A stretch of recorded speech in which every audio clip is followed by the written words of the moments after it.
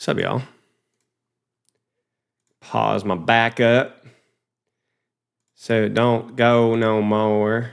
Stupid cloud backup is always kicking in the middle of the stream. Don't freaking know why. It takes me off, man. Get everything pulled up here.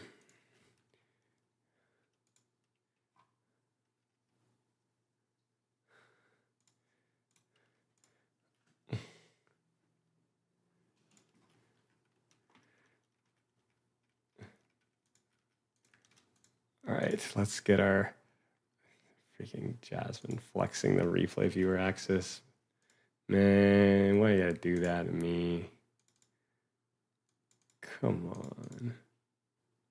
Let's get a good quality photograph for today's thing. So I was gonna get the stand set up. I'll probably get it set up Monday. So you'll have to hold tight.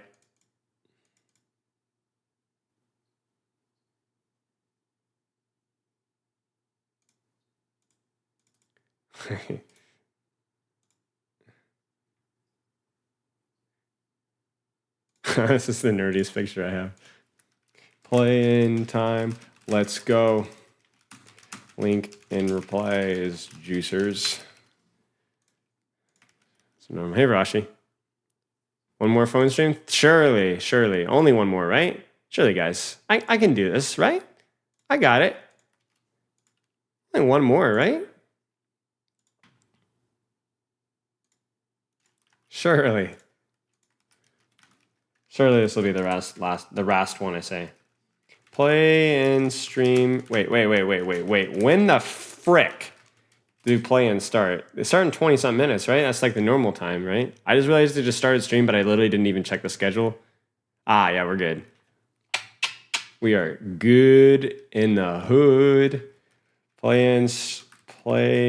People are gonna say play in stream. Let's go. Ask-Spilo, maybe. Also discussion and juice. And then we need a good quality meme. Maybe I should steal some memes from the thing because we're running out here. I'm gonna have a real special one gonna be posted today. People are gonna freaking hate the meme I posted today.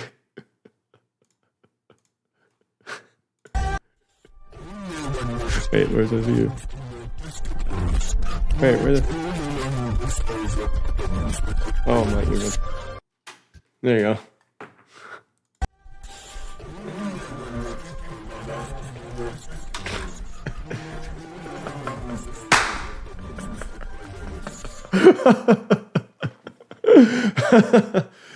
Oh, that's a good one. Hey, Steve. Thank you, Varashi, for that one. Thank you for that joke. That's a good one. That's a good one. All right, yeah, where's my phone here? Oh, man. We're going to do some Ask-Spilo to get things started off. We did the Anna Zen Mercy rework on Thursday. We'll probably work on the Moira Baptiste Lifeweaver after. What the frick? Okay, there you go. I really got to get a new expletive, man. I can't do what the frick, man. I'm a little too like 12 years old with that one. So get the dad joke spray bottle. Honestly, at this point, I would go with a taser at this point in time. A day takes the skill issue away. Oh, a Spilo a day. Hey, what's up, mate? Did you know that Briggs Text got patched this season? No, wait, really? Like the little bouncer, the badoing she does off the ledge, like the rocket punch thing you could do with Doom, but with Brig Bash? No way. What's the rules? No, it's just in the Discord, the Ask-Spilo channel I just got to catch up with. Hey, Spilo. Hello, Alphabet. Really? That's a major nerf. Really? Brig Tex gone? I might have to angrily tweet on Twitter about that one. Interesting. I'll have to ask around, find out what the deal is, because that would be really sucky if it did. Watching your videos and not 2x speed is so weird. Yeah, dude, holy crap. I'm the same way. I watch certain like studies. I watch a lot of videos in like 1.5, 1.75, sometimes 2. And then you're exactly right. When you slow it down, you're like, I'm like, oh my gosh, what is wrong? Yeah, I think tech like that is pretty good. It might have been an accidental thing. So who knows?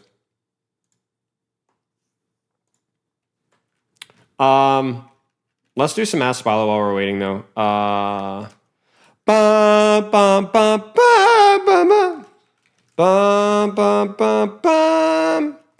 Bum, bum, bum, bum, bum, bum, bum, ba-da-dum.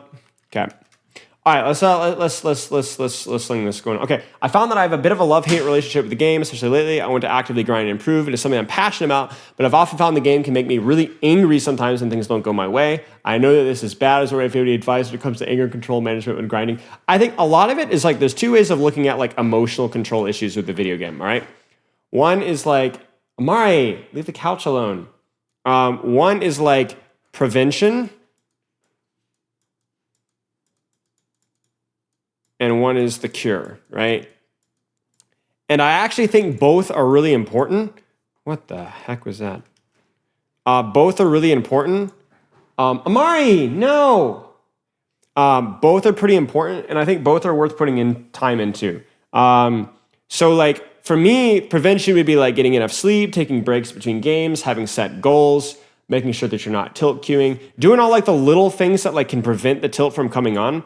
And then the cure would be like, all right, I am tilted, taking deep breaths, like having the maturity and the ability to end on a loss, right? Or taking the L or taking personal responsibility, or being able to focus in the game even when you are tilted, trying to bring it back from the brink.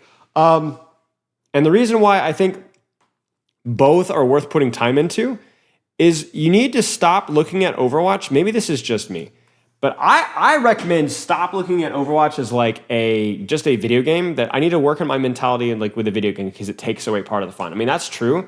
But also, I feel like that people that have like the maturity and the practice of like preventing tilt emotional issues by preventative action and or dealing with those emotions, processing those emotions and then being able to move past them, I feel like that's like a really good skill to have for just anything, even if it's just for other hobbies or other fun things that you do.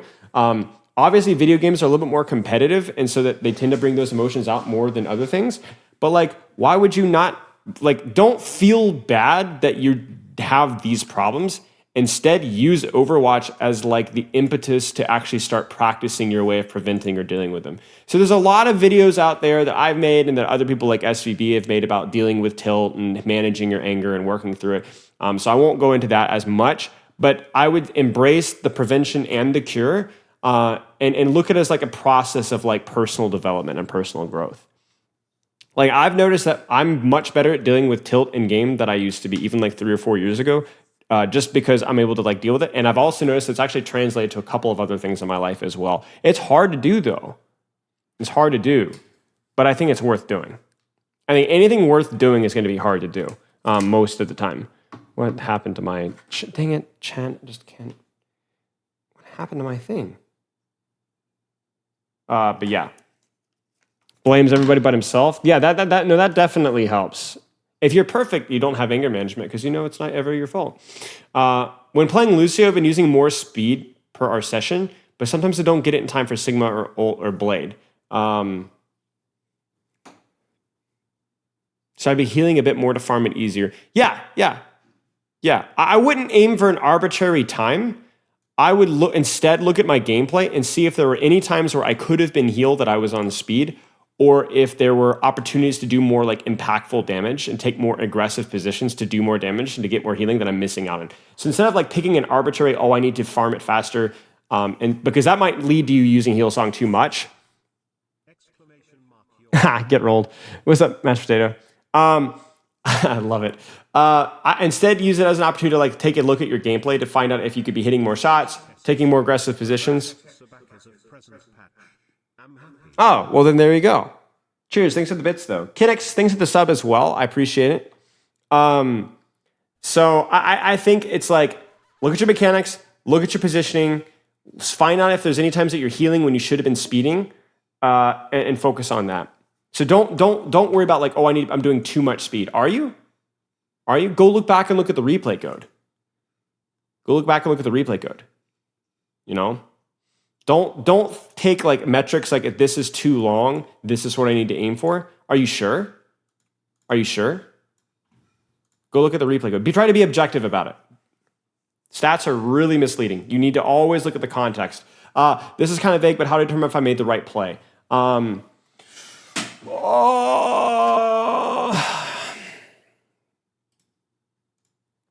Gameplay next time. I would worry. Okay, this is going to be a little bit complicated. Hang tight. I would look at it. We're going to be drawing lots of lines today. No, please stop. Freaking Epic Pen. I couldn't transfer my license over. What? Okay, why is my monitor turning off? What the heck? Did you guys see that? Oh, I don't think you guys would see that, would you? Hang on. Okay, that was weird. Hey. What's up, Slav? You did? Oh. Anyway, so there's two ways of looking at it, right? First off, practice making the play. Second off, deciding what the play is. Let me give you a context for that. Let's say that you're Doomfist and you are trying to work on your punch into headshot combos. I just coached a Doomfist, so this is fresh in my brain. You are less concerned about when that is a good play and more about how you're actually executing on that play. Do you see what I'm saying? So for you, it's like maybe you're practicing not deciding what the right play is, right? But more about actually executing the play correctly. For example, you go back to the team fight and you're like, we feel it's like I made the right play, but the fight result is still lost and I feel the need to completely change. Make a stop. Did you do the play perfectly? Could you have done it better? Were there aspects of the play with your positioning, cooldown usage mechanics or whatever that you could have done better? Focus on that. That's one way of looking at it. The other thing is more in line with your question, which is what is the right play? Again, very vague, but practicing your decision making. And again, you guys are asking questions that I can give you guidance on, but you need to go into the replay viewer with your big boy hands and your big boy pants. And you need to go into the replay viewer and you need to look and you go, okay, was that the right play? Let's look at the ults, let's look at the positioning, look at the comp, look at the map, and think about it, right? And if you're not sure, that's okay. What about the next time where you were unsure? Amari, what are you doing? So practice thinking about it afterwards, maybe study up a little bit, drop a replay code in here with the timestamp, be like, hey, what should I have done here? Practice analyzing, and then you're less worried about, okay, did I actually execute on the right play? But did I recognize what in the moment what the right play was? Do you see what I'm saying? So there's two ways of looking at it. It's an execution versus strategy, right? Execution versus strategy. And which one of those do you want to practice? The execution of the play or deciding which one is the right play? So for you to decide whether it was the right play or not, you need to know if you executed on it right. If you do the right play but execute it really badly, then it can feel like the wrong play. And so if you can look at it as objectively as you possibly can and think, I made the right play, I executed it well, but we still lost, then don't worry about it. Go next. But that I really strongly use in the replay viewer for stuff like this. Any tips for Masters Doomfist? Not off the top of my head. I would say one little thing you could do is always track one individual cooldown if you're dealing with CC comps, but nothing more specific than that, no. Big boy hands and big boy pants, yes. I remember when I was 10 years old, I was at a friend's house, and there was a Transformer toy that he had. And it had like the Giga Chad belt buckle thing. Can you guys even see this? I don't want to do like a groin cam here, but like it was like the big boy belt the buckle. And it was like, it was like a utility belt thing. Yo, Rohan, thanks for the sub. And it like you could pull it up to like activate the belt or whatever. I don't really know what it was, but my buddy, he's like 11, I think, and he goes, he's like, oh yeah, check out this toy. He's like, he pulls up the little belt thing, and he goes, I'm a big boy now. like the diaper or the pull-up commercial at the time. And I don't know why. I found that so funny. I could not stop laughing. I laughed for probably 5 minutes straight. I could not stop laughing. I could not stop laughing. It was the funniest thing at the time. Anyway. Taddles. Okay. Is playing Brig and Lucio enough in rank for top 500? Yeah, probably. Yeah, that's probably fine. Like Brig can be like Lucio for speed comps, dive-ish comps. Brig can be more dive spam comps. I mean, you're gonna have some shortcomings for sure, but it's decent enough. Yeah. Hi, Smile.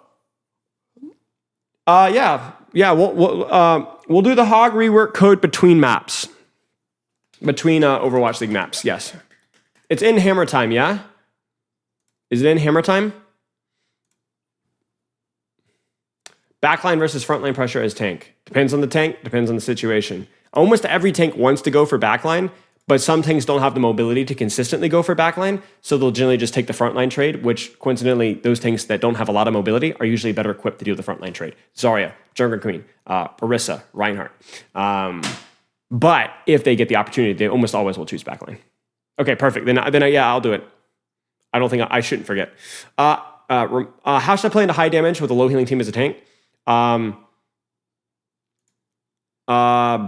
Very disciplined with your positioning. Health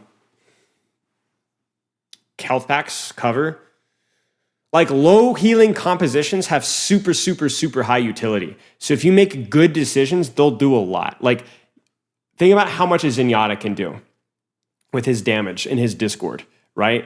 Think about how much a Brig can do with her armor packs and her rally, right? And like the power of their ultimates as well.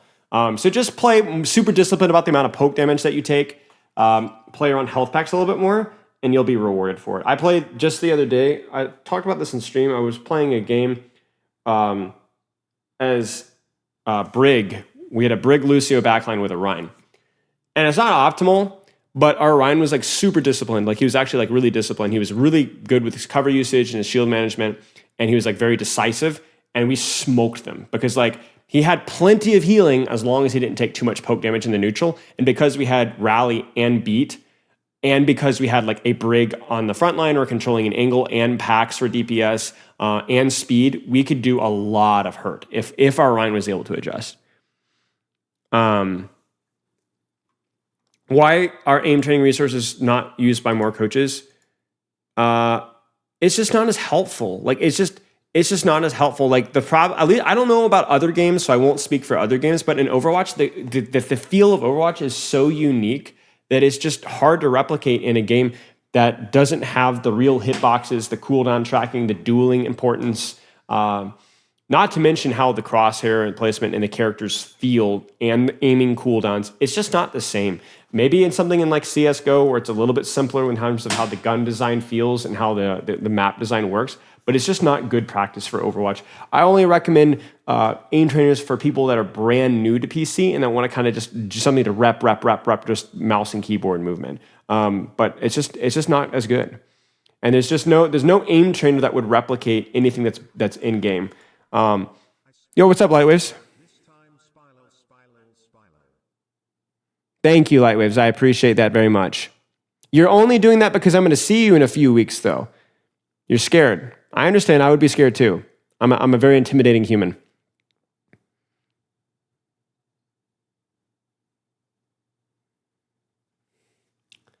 Tips for somebody who's only started working out: start small and consistent. Small and consistent. Whether it's health, fitness, lifting weights, diet, small and consistent is way better than going way too much.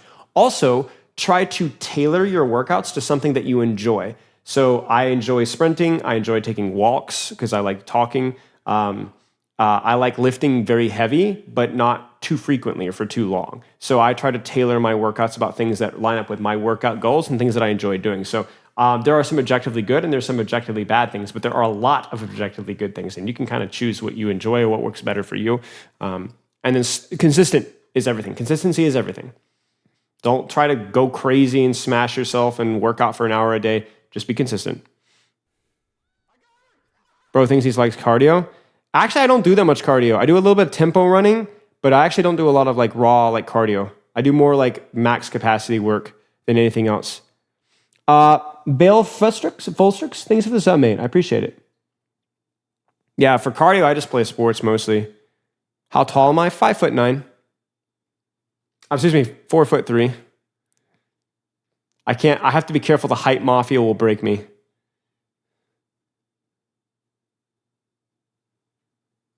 I mean, I'm active asteroid. I take daily, if not twice a day, walks. I sprint 3 or 4 times a week, which is some cardio. I play sports several times. Well, not several times, but a few times a week. I do tempo runs like once a week. Most of being ripped is diet, though. No mafia? Yeah.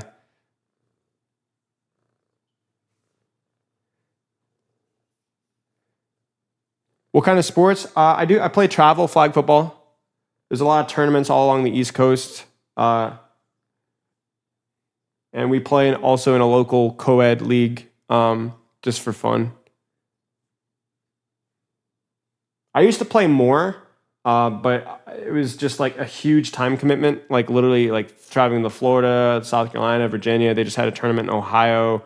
They have one in Las Vegas. And they actually had one last year at Dallas Cowboys Stadium, like at the actual stadium. And I just like, it's cool, but it's tough. Unironically too, I'm new to the competitive scene. I'm not new to flag football, but I'm new to the competitive scene. The competitive scene in flag football is like super, super amateur right now. Like, so there's a lot of people that do it, but not a lot of people that like actually know what they're doing. So like the lack of like leadership, professionalism, and like coordination and like it's wearing. It's honestly kind of wearing. So it's like I can't take it too seriously. If I'm not like, I would have to like make my own team to take it too seriously. Because it's just like it's so like amateur and like how they do things, and it's just like, oh guys, yeah. And then I like playing Ultimate Frisbee. I don't play it super often, but I play it just casually with my brothers and stuff. I just like the athleticism with it. I played a lot of tackle football in high school. I played a lot of baseball when I was a kid. Tennis is something I've been interested in, but not as much. I like the competition of flag football. I like speed sports a lot. I'm a pretty fast guy. So anything that I can like actually use my speed on is where I like to use that. Let's do a couple more. I always hear don't shoot the tank from Spilo, but I watch some Emong Sigma play and see him shoot the tank. It depends on the situation, right? Like here's the thing with Sigma, like if you can shoot things other than the tank as Sigma, you probably should most of the time. But it depends, right? Like I think if there's like a tracer flanking my backline, but the tracer's too far away or the enemy supports are too far away, I have to shoot the tank. Like what the reality of the situation is, guys, is that you should have tried to, your mindset should be for most situations, I want to try to not shoot the tank if I can, but if the enemy backline is too far away, inaccessible, or my damage to them is meaningless because they're too far away, too mobile, whatever, then I'm gonna take the tank trade. Like I'd rather do 200 damage to an Orisa than 20 damage to a Mercy. You guys kind of know what I'm saying? It's going to depend on the situation. So you need to look carefully at Emong's gameplay and be like, is he shooting the tank when he could very easily do good damage to supports? Then Emong is making a mistake. Or is he shooting the tank because the other things are tricky or difficult or not very impactful? Then no. Soccer is pretty good, yeah. I don't play a lot of soccer growing up as a kid, but I played a little bit and it was fun. Let's actually pull up Overwatch League really fast.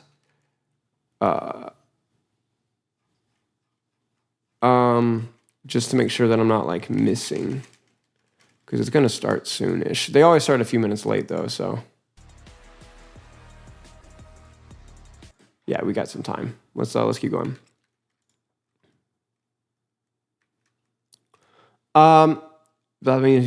I want to put on weight. How does it deal with the grueling experience of working out? I don't enjoy the process itself. Tried lifting and calisthenics for months, but I hate having to research routines and diets. You broke to hire some of those. Long stuck myself in, I don't enjoy anymore. Especially I thought just 20 hours and yeah. So I can sympathize with that.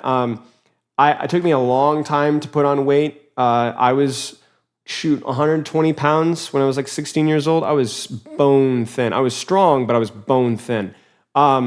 So what I would recommend is, it's the same thing when people were talking about the fitness thing here. You need to start small and steady. Like, you really hate the lifting and calisthenics for months, but I guarantee you probably went too hard and too much. Same thing with a diet. Too broke to hire somebody else. I don't like stuffing myself with food. You don't need to stuff yourself with food. All you need is a caloric surplus of like 200 calories.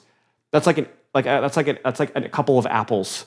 All right, it's not much. And for me, all I did to put on weight, good weight, slow weight. You should try to aim to gain, like, I would say maximum 3 pounds a month, max. And I would say you probably would get around 2.5 pounds of muscle and 0.5 pounds of fat from that. That's like a good ballpark estimate. People will tell you, oh, I gained 5 pounds of muscle in this month. They're full of garbage, full of trash. Muscle does not build that fast. They gained a lot of fat and water weight along the way. So for you, unless you're on a supplement like creatine, unless you're drinking a lot of water, which I do recommend creatine monohydrate, by the way, probably the best supplement you can take. Your job is slow and steady. 2 pounds. Think about it this way: 1 pound a month, which 1 pound of muscle a month.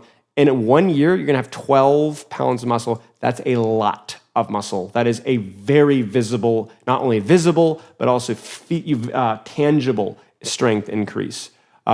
So don't make yourself miserable with food. That's not only gonna make the process miserable, but it's also not healthy for you. You need to be eating healthy food, 200 to 300 caloric surplus, somewhere around there. And you don't necessarily need to be tracking your calories every day, but what I would try to do is at least once every couple of weeks, do a ballpark estimate. Maybe track one day every 2 or 3 weeks to get an estimate of when you just eat a normal day, without trying to eat too much or eat little or just eat normal, how many calories do I eat on average? And then use that and bump that number up by just a little bit, just a little bit more protein, a little bit more carbs, whatever, a little bit more fat. And then for your activity, because you are increasing your activity level a little bit, right? Make sure it's nothing insane. You don't need to work out an hour a day to put on muscle weight. You just don't need to. You need to aim for, I would say, at minimum 3 to 4 sets would be a good way to start per muscle per week. Muscle per week. Now, I can already hear people freaking out. That's not enough. It's not enough. That's more than enough to start. 4 to 3 sets per muscle per week. That's right. 4 sets of bicep curls a week. 4 sets of squats or weighted push-up or a bench press or weighted pull-up or pull-ups per week. Start with that. Break up the workouts so that you're doing you want to aim to maybe do some lifting, I would say 2 to 4 times per week, whatever works better with your schedule, right? Remain physically active. Doesn't mean you necessarily need to be doing cardio, but you need to be physically active and not just eating and lifting and eating and lifting. And find, as I said earlier, put time into finding lifts and activities that you enjoy doing that are easier to stick with. And don't enjoy the process itself. That right there is a red flag. Work is work, guys. Work is work. There are times that I work out right now that I'm not always having a lot of fun. But I do enjoy it a lot more than I used to because I put time into actually figuring out what lifts, what activities that I actually enjoy. And so it still hurts sometimes. It's still hard, but it's a lot more satisfying and I don't dread it near as much. And so you need to be looking very carefully about how and what you're doing and improve the process. My brother went on a bodybuilding kick a while ago and he got super, super jacked. This was like 5 years ago. And he was eating, I think, 6,000 to 7,000 calories per day. Gallon of milk, rice, all that crap. And he said that he just hated his life. It was absolutely miserable. And the thing is that it just didn't stick around long. Don't do this. Do small, sustainable growth. That's always the answer. Almost always the answer. The problem is that people are impatient.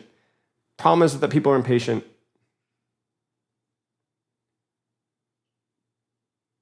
Working with body weight is effective for you, then yeah, roll with it. Body weight work has its limitations, but it also has its benefits. It's usually safer, it's easier. There can be a lot more athleticism benefits in some aspects. It's not going to make you as strong as lifting with body weight plus surplus, right? but there's a lot of benefits to it. I got a cat hair on my nose. I don't even think that they're impatient. They're scared that they don't get results. Right. That's a good point. So just be patient. Don't be scared. It took me many, many, many years but it was slow and consistent. And the big thing here is that, like I said, even if you don't do anything crazy, 5 to 6 pounds of muscle over a year, even if we like lowball it, if you spend a little bit of time in your diet, a little bit of time consistently lifting and doing calisthenics or whatever, that's a lot of weight. That's a lot of strength gains. That's a lot of confidence. Cheers, mate. Chimp. Okay, they're still going, so we can keep going. Great question. I wish I got to talk about this more.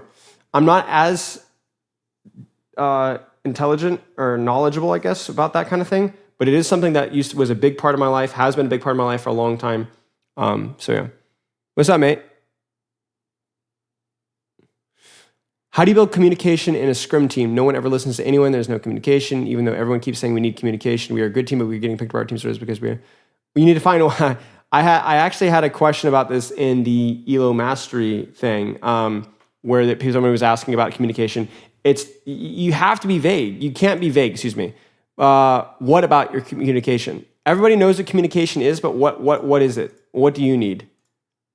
What do you need? What is your team missing when it comes to communication? Is it consistent ultra, consistent fight plan, scouting? And if you say everything, well, that doesn't help anything. This is like respectfully, and I've worked with you before. You're a smart mate. This is the equivalent of like a platinum Ana player asking me what's the difference between a plat player and a diamond player. I don't know, man. Everything. I don't know. You tell me, what do you need to work at? Posture check. The reason I'm not postured right now is that.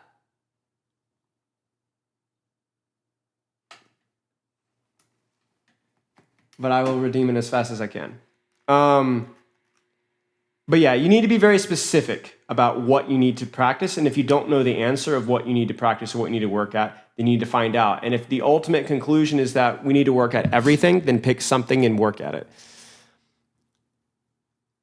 You just have to, and as a unit, you guys have to work at it, right? You know what? You know why a lot of teams don't have great communication? Because it's hard. You want a refund? Tell you what, I'll hydrate twice, okay? 1, 2.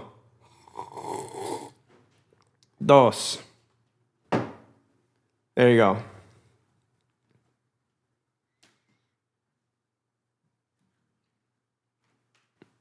Any tips on seeing muscle growth? No. Did you show them? Yeah, I did. Is Will here? No, I don't think so. I mean, I haven't heard anything. Got a cat in my mouth. What I would do is for seeing muscle growth. I mean, geez, man, what would I do? I would focus less on muscle growth and more on tracking your strength gains. Here's a question for you: are you tracking the weight and reps of all your workouts, and looking to? I know progressive overload is not always the best way of looking at things, but there's a reason why it's consistently popular, because it's a good way of thinking about it. Match is starting. Son of a gun. Okay, yeah, we got to get this sucker set up. Hey, you can use this for your cord management if you want. Cord management, what is that? Look. See? Ah, thank you. It's the perfect size. You know what else is so cute? Yeah.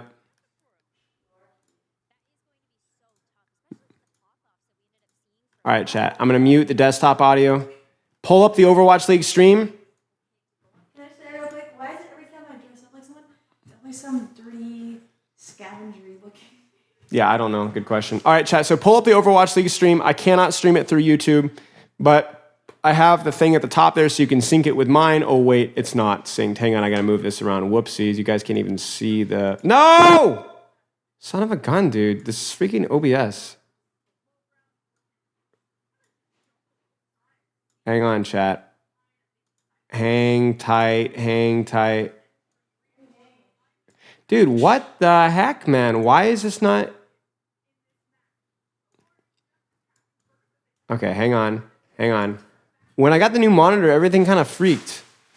Okay, and then I need to drag it to there. There. Now you guys can sync. Sorry.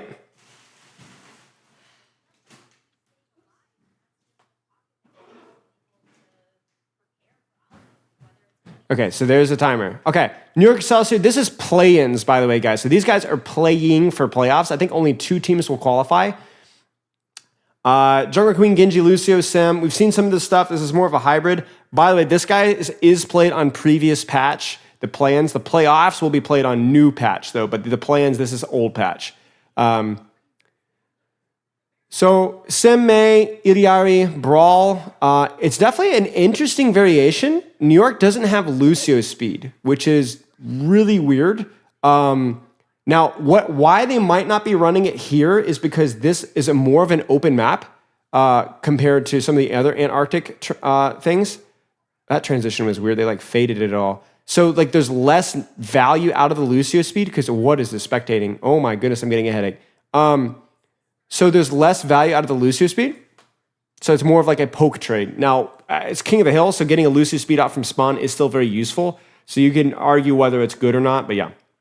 Washington Justice's comp is just basically TP value and being able to like dive stuff. I actually don't think Justice's comp is amazing versus the lack of Bastion from New York. Like the Symmetra is a tool for the Bastion for like TPing and moving around. Same thing with the Genji. I actually like New York Excelsior's comp okay, but obviously execution is the most important thing. That's a Junker Queen ult. It's huge, and the lack of beat really hurts there. Yeah, I mean, that's the problem with not running Lucio, right? They run the Junker Queen ult, they use the beat, the Junker Queen ult, and you just have nothing in response. How old is my cat? How old is Mari? 4, 5? I think she's 4. 4. All right, we'll probably see Lucio from New York for the rest of the map, though, because the other maps are not quite as pokey, and Lucio is a little bit more important. Actually, honestly, they could run it here, too. Like, you could take an angle with your BAP. It would be weird and definitely not something that we're used to seeing, but I can see the logic here. Imagine not knowing the age of your pants. I have to know the age of my pants. Yeah. Okay, let's see what we got here. Now, you guys are probably asking, how are they playing Junker Queen into Orisa? Well, Junker Queen doesn't need to win the Orisa trade to be better. Junker Queen provides AoE shout for her entire team, and it has a better time going for backline because she has her own inherent speed boost. That Orisa does not have. So really, it's just a preference, right, at this point in time. The Orisa does allow for a little bit more brute force value, so I imagine the Orisa team should win the high ground. Kellen kind of ignores the backline there, or the front line, and goes for a backline trade, but he's not as well equipped for that. I actually don't like that from New York. I would have preferred Kellen to actually use Javelin or Spin to try to knock them off of the high ground there. I would have liked to take the front line trade there, because the Washington Justice just go right past the front line. They go right for the back line. So that's where like you would actually want to take the take line trade there.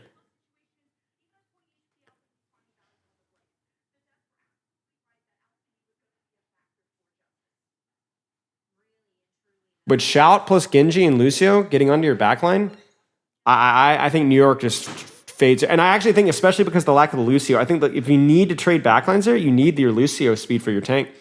I don't think it makes any sense for the way what New York are doing here. You have arrived? Who asked?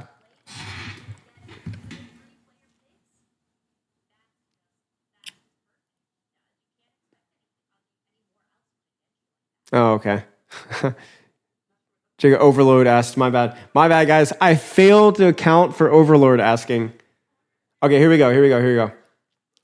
Yeah, so I do not like how New York played that one at all. The comp is weird for sure, but it could have worked if they'd actually play to its strengths and just like mark frontline there, like hard mark the Orisa.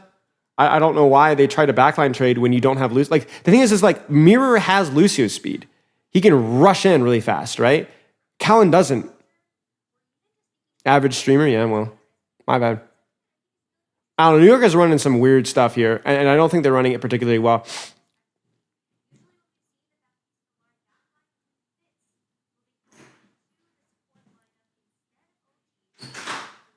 Got him. What? I went outside to pet it. I started walking. I'm like, what the heck? He's like jumping and trying to eat my dress. Oh my gosh. I forget that sometimes he's just a kitten. Okay.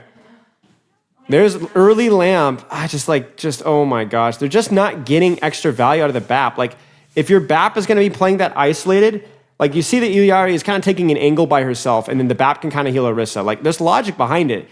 But your BAP like needs to have some, like, BAP has to get some stuff done. Like, BAP has to he can't die by himself that easily to just that sort of a tickle pressure. I don't know if there was a misuse of cooldowns there from OG with his shift, but like you gotta have some jimmies, you know what I'm saying? Knowing Justice, they're just gonna go in. Yeah, there's Blade. There's no beat. That's a monstrous triple kill with the thing. Yeah, New York's just folding. There's just not enough offensive pressure. Yeah, I'm not allowed to stream it unowned. This is just a companion stream. Doesn't replace the entire stream itself. New York is cooked. Yeah, sure. Oh, beer on the flank! Oh, I'm sorry, Marty. Did not mean to scare you. He's waiting for Javelin, though, and then he gets that, and that's it. That's game. Oh, my gosh. Yeah, I don't know what the plan was there from New York. That was about as one-sided as you can get. That's rough, man.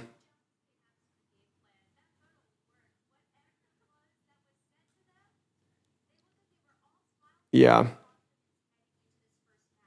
Like that was what was that? 2 eliminations? 3 from Washington, that entire map. I mean, that was brutal. Absolutely brutal. Okay, let's go back and do a little bit more Ask-Spilo, just while we got some time here. I'm a top 20 peak Bastion OTP. I'm looking to be coached, but I don't know where to send VODs and stuff. Okay, there you go. Hopefully that is answered for you. That would be fun. My top or a bottom?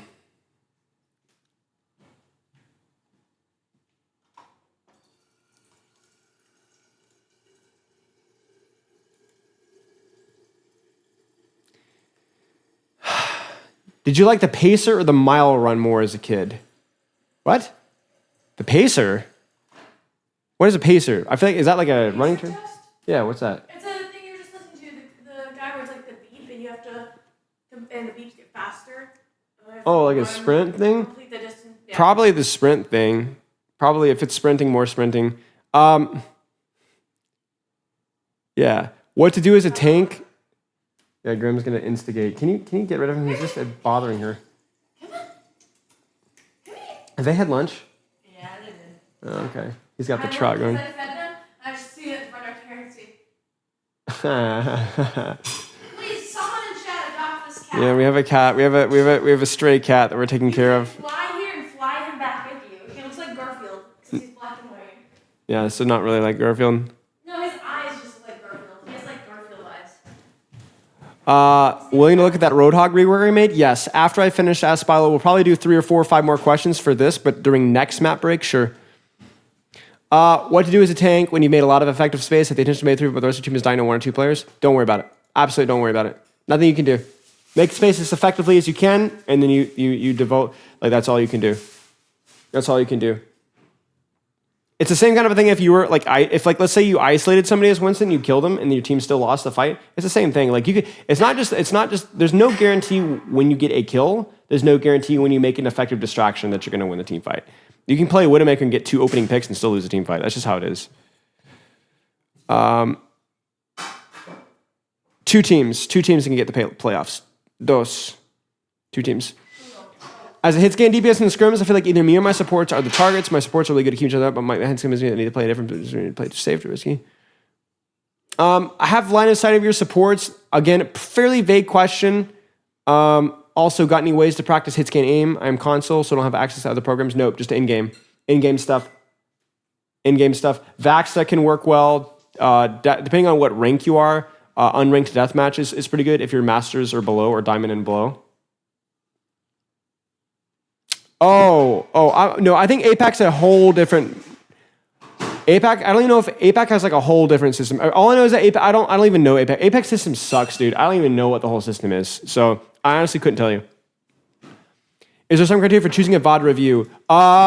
Close game is preferred. Recent game that you remembered, where the decisions that you made, / a game where you didn't like know, like if let's say there was a matchup that you weren't super sure on, those are all helpful. But besides that, it's up to you. But yeah, the only problem with Dry Hard Deathmatch is like there's not a lot. Dry Hard Deathmatch doesn't really happen on console as much, to my knowledge. So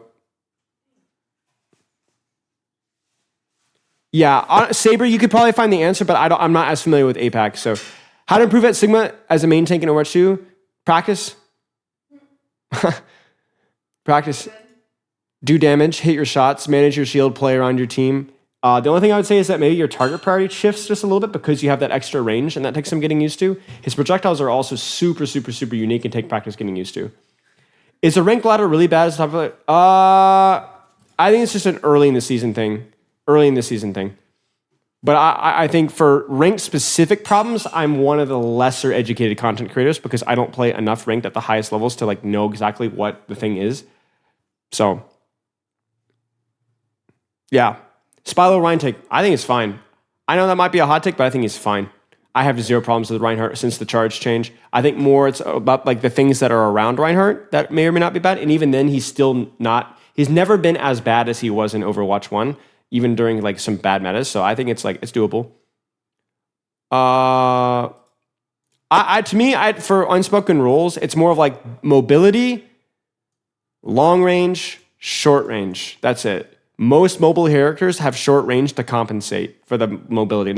Most mobile characters that have long range have limited mobility. Like Sojourn has a lot of range, so her mobility is like not quite as good as like a Genji Tracer. A Ball has crazy, crazy mobility, so he's very short range. So generally, you'll see characters that have range are compensated by not having a lot of mobility, and vice versa. Range and mobility, right? But Echo has a hybrid of both. Her mobility is decent, but it's not super, super good. Her range is decent, but it's not super, super good. How in the actual heck am I supposed to play Reinhardt and Orisa Bastion? Cover. Play around the cooldown timings. Cover.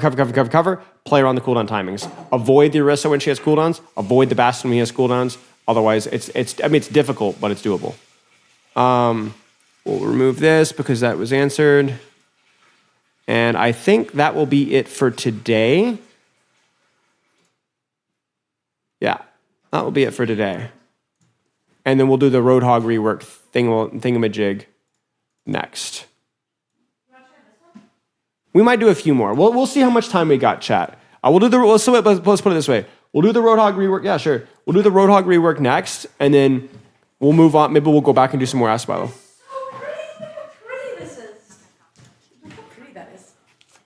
That's a nice bag, y'all. It's a good color. All right, cringe comp. Mirror on support because he's got that dog in him.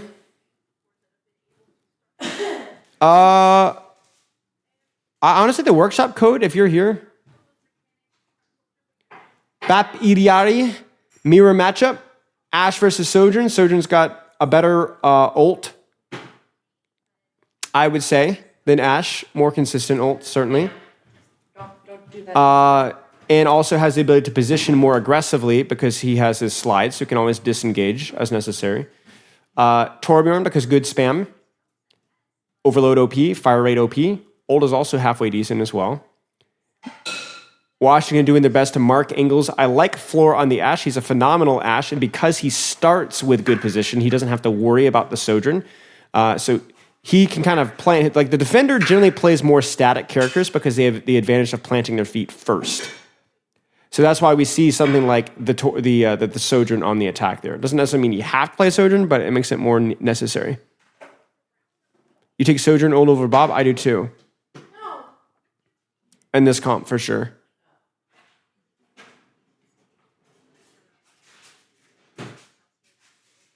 How do you find the match on Twitch? It's YouTube and it's Overwatch League, and there will be a live stream. Don't even mention Twitch and Overwatch League. That's just going to make me feel too sad. Rip, man. Gone too soon.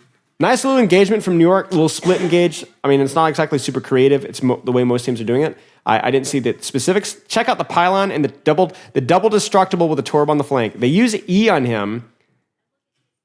They break the turret, counter Iliari ult. They Iliari ult, the Iliari ult, and Lamp is given, and they just diffed it right there. I think that's one of the problems about that angle for the defenders is that it is really isolated from the people on high ground, and so it's actually a lot harder for the people on high ground to support that push. It's a very deep flank. I just think Torb is a little bit more consistent than Soldier. It's a shorter sightlane map, better spam. Overload is a better defensive cooldown than anything that Soldier has. And I think the ult's probably more consistent too. I just always felt like Soldier was the guy that was like a good stand-in, but not necessarily like the best character to fit. So I think like maybe these teams have moved away from Soldier. I always felt like Soldier was like the one character that didn't really fit in the composition super well. People just didn't know what to do.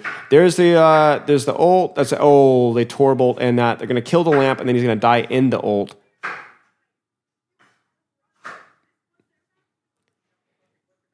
Well, New York is moving, right? They're cruising after that last map so far. This is a really good start. I was just so confused by what New York was running. It was just a terrible, respectfully, the way that they were running it.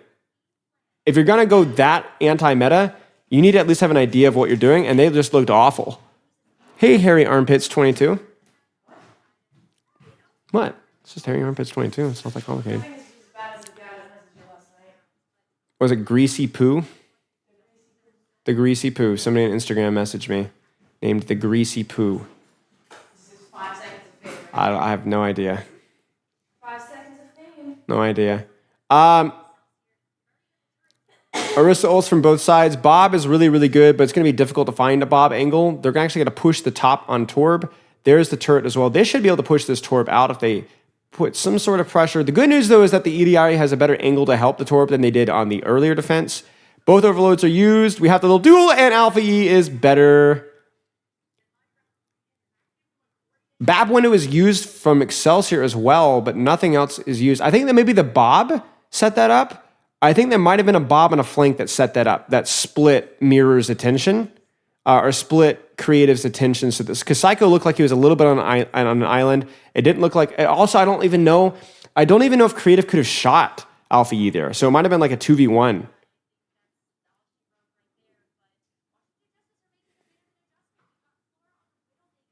I like the Widowmaker. I really like the Widowmaker on this point. I actually think the Widowmaker is so oppressive that I think Fitz probably has to swap as soon as he uses his ultimate. I don't know what he would go. It depends on what he's comfortable playing. He could mirror Widow. He could go Hanzo. I think the Sojourner is like objectively not bad, but like there's not enough value you get out of the aggression. You don't need your mobility in a raw spam comp. So I think we'll probably say Fitz play for ult, and then if they don't win with the ult, he'll probably make a swap.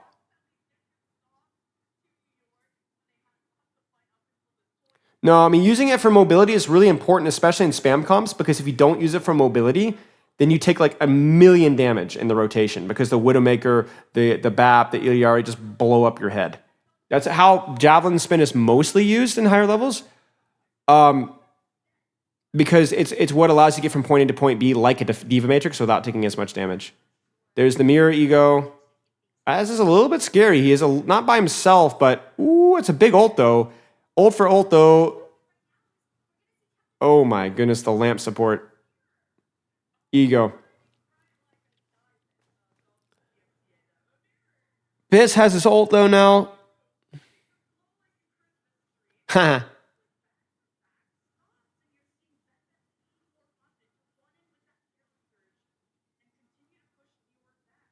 Like, you see he's moving from cover to cover with it, right? Why do they always trade Iliari ult? You guys chat, you tell me. Why do they always trade Iliari ult? Not always, but when one team uses it aggressively, the other team usually use it in response. Look at the comp. How easy is it to use an Iliari ult and land it with follow-up? Think about it versus this comp, right? You got a Widowmaker and Narnia, a BAP all the way across the map, and a Rissa that's going to eat it. Flora's dead. It's hard, right? It's hard to reach anybody. So if somebody finds a way to set up an Iliari ultimate and pushes into you, That's also probably the best opportunity that you're going to be getting to use the Iliari ultimate. So it's risky, but if you just use the Iliari from somebody a million miles away, you might not be able to get the Sunstruck to proc at all. Justice gets a little sloppy, gets her teeth kicked in. Excelsior has... Whoa! He got railed. That's really unfortunate. BAP window.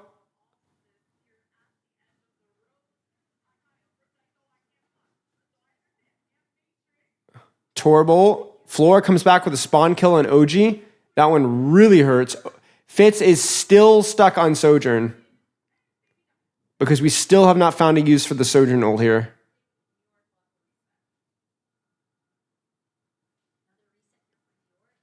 I think it's silly to hold that far into 4 ults. I mean, that's probably why they held that far up. They probably were trying to force a couple of ults so they get a cleaner recontest.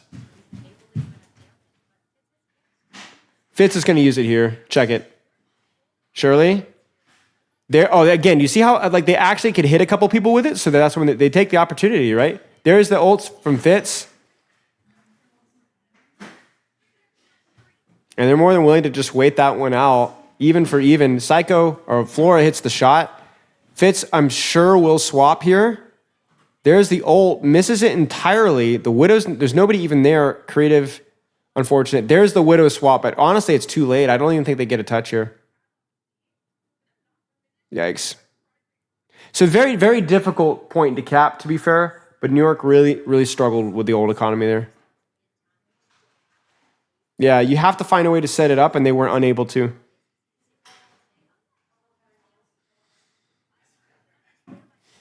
He was cooking.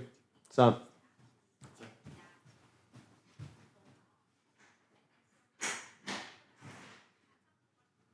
So not a bad push from New York. Obviously, it kind of hurts to lose that momentum and not to even be able to cap that, but that does happen on Midtown fairly frequently. It's such an open map, and Flora going Widowmaker, even though there wasn't a lot of direct picks, does make things a lot harder for New York. So, you know, the New York team struggling in Midtown.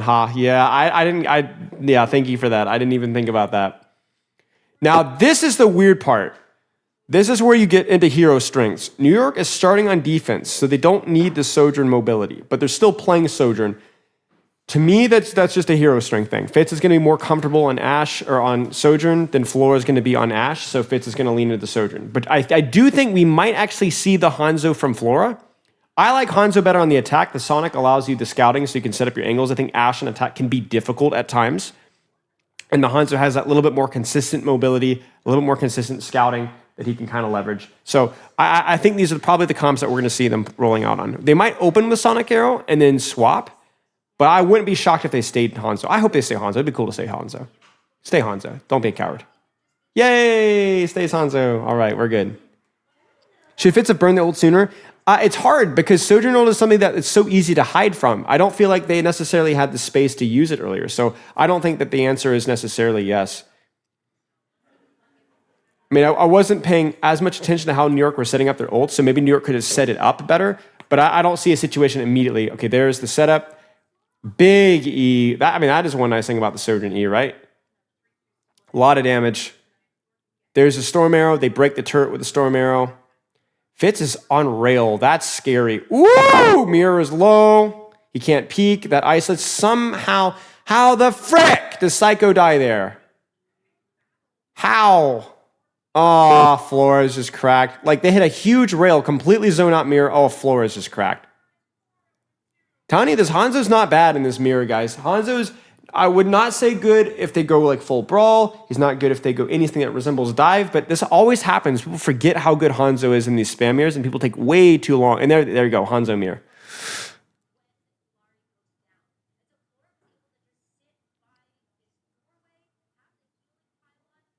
Is train awful to rotate to? Yeah. Yeah, I would try to sync your stream. I mean, I can call it out for you guys. Here go 506, 505, 504, 3, 2, 1. I'll do 10 more seconds.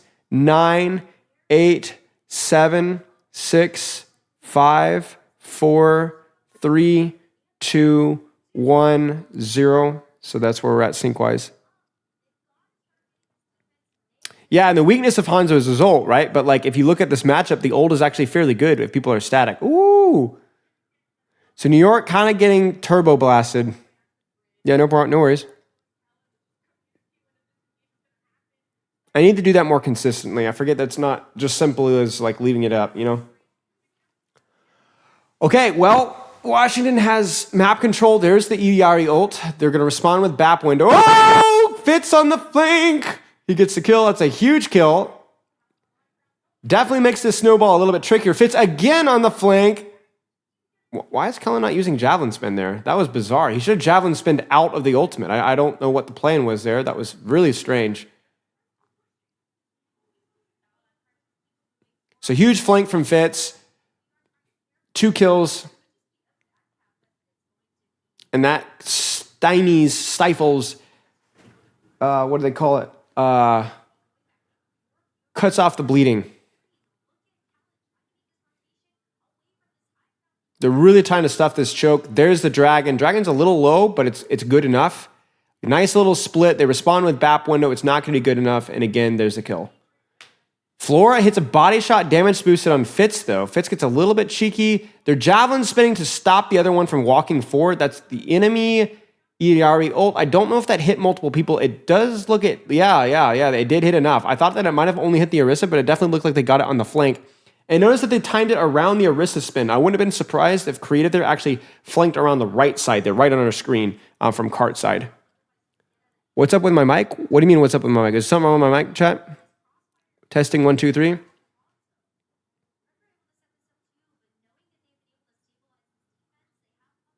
Oh, okay.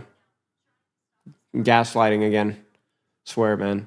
Torbolt, they're trying to get it on the flank. Yeah, they're trying to get on the flank there. They do get some space out of it, too. That Torb turret was something else. And that's a lot of space. New York responds with ult. Oh, Kellen's split. Kellen is on an island, ladies and gentlemen. Is he going to survive? It looks like he is. Am I ill? No. Not that I know of. I'm sick nasty, but that goes without saying. Big ult trade. They managed to win it out. My cat is now leaving so that I can actually sit properly. Oh.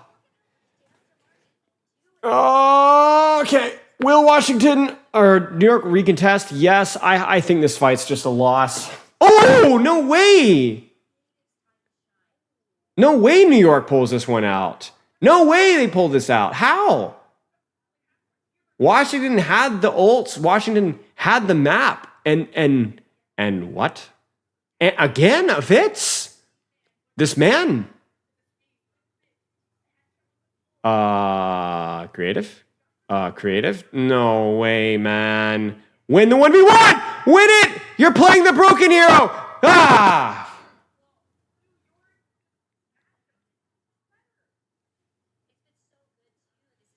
I swear my voice sounds different. Maybe. Maybe I sound more masculine. What's up, neighborhood Karen? So New York pulls out the miracle there. I still have no idea. That must have been just a mechanical play there. What's up, Kondak? Old economy, pretty even. Definitely New York's slight advantage. Dragon is going to be huge here. Let's actually see what happens. Do New York try to stuff this really aggressively here? Oh, they might actually look to rotate to high ground with their Orisa ult here.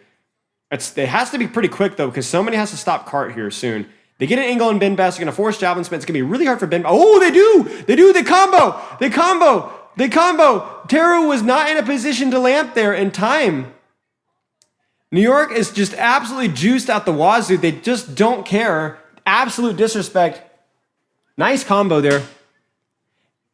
And here's the thing is, like, yes, it costs you 2 ultimates, but now, like, this is going to be a really rough touch. Alfie actually goes Symmetra to get them back faster. They might not be able to... Okay, they are going to be able to touch, but it's going to be super uncomfortable.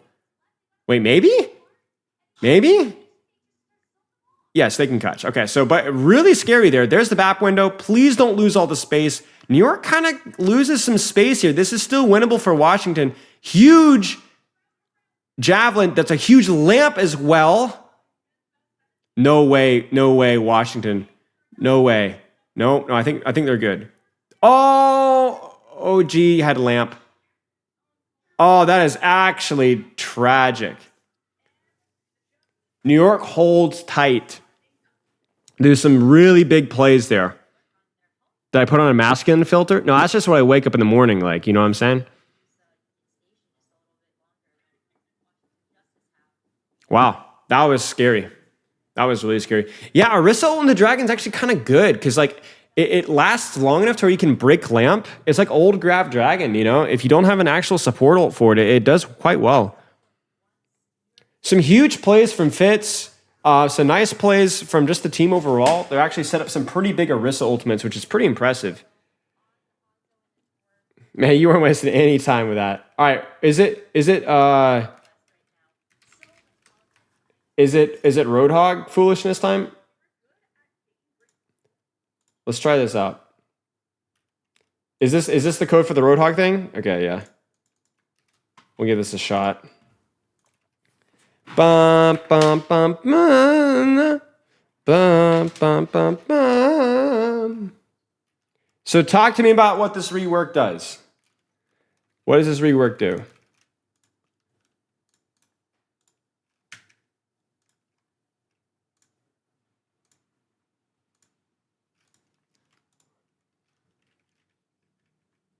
Invalid options?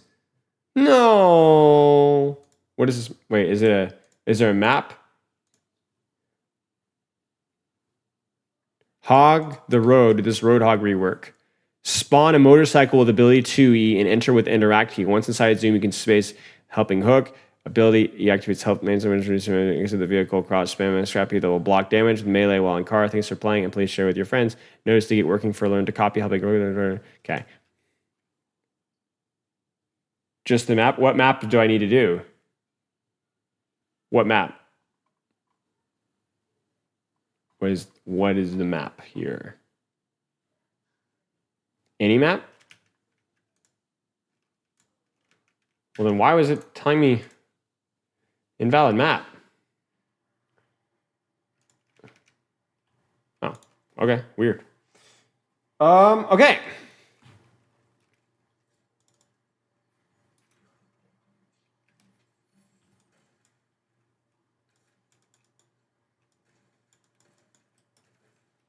Am I doing it wrong?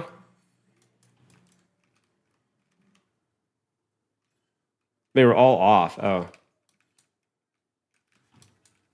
Oh. So interact.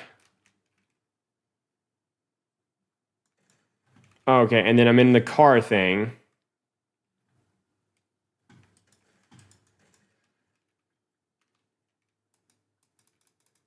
Space for speed. What the heck, dude? You know what I feel like? Okay, is the video and honestly, I feel like I should just look at the video. I think this would be a better use. I should look at your video. Yeah, I'm waffling at the moment, guys. I'm totally lost in the sauce. Let's look at your video here. Yeah. Okay, I got it. All right, chat. Let's check this one out. Okay, is desktop audio on? No, it's not on. Let me turn it on now. Bop, bop, bop. Okay, here we go. What is up, guys and girls? I'm super excited today to introduce to you my idea. Me too. Definitely needs a rework, and we've seen him in the tank category for a long time. And he's really a DPS now. He doesn't really provide a lot of utility to the team, and I want to change that. So it is my privilege to introduce to the No, we just started. Overwatch devs, the Overwatch community. Oh, is the echo bad? Okay, I'll have to put my headphones on. Frick, man. Frick. No, I don't have two audio sources. It's just picking up through my headphones, through my mic, I think. Dang it. My idea for a Roadhog rework. Let's get right into it. So my idea is actually going to rework his kit to where he actually provides mobility for not only himself, but for his team. And mobility for his team and himself. So the first ability, if you hit E in this code, is actually to summon his vehicle. Now, this is his Roadhog. Oh my gosh. Yeah, it's actually his vehicle. He does have one kind of like on one of the maps here. He has a little motorcycle that he uses to get away with his In partner, Junkertown, Anna. okay. That's right, How the this is gonna first work. point. Lovely partner Anna that's over there. But let's go ahead and get inside. You can walk up to it, you interact, and you can walk around. And this is your vehicle. This is how it works. Now, while you're in your vehicle, of course, your abilities have changed. You notice that on the bottom right-hand corner, that hook and breather are knocked out. And that's because you have different abilities. Now, Okay. space bar while you're inside the vehicle. Boom. Got some mobility there. My boy is zooming. Either a resource or a cooldown. I just have Nah, it you're good, working bro. as normal. Being excited is not That's cringe. first ability inside That's of the, not cringe. inside of Being the- excited is cool.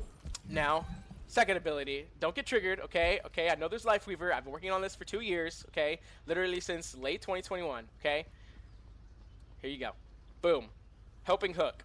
You can't see her because I'm turning, but Anna is with me inside the vehicle. She's freaking in the car. She's in the freaking car, yo. You just got grandma on a date, yo. She is coming with me. She moves with me at the same speed as me. Let's go, Granny. To allow you to Woo! with you on. She's in the sidecar, y'all. She's in the freaking sidecar. You and Granny are about to go to the drive-in, have a milkshake, hot date time, man. To whatever. And don't worry, it's not a throw. Bro, I'm shipping Roadhog and Anna now. Because of his next ability, okay? His next ability, if you hit the melee button, is What the frick? He just summoned Reinhardt! Scrap Heap.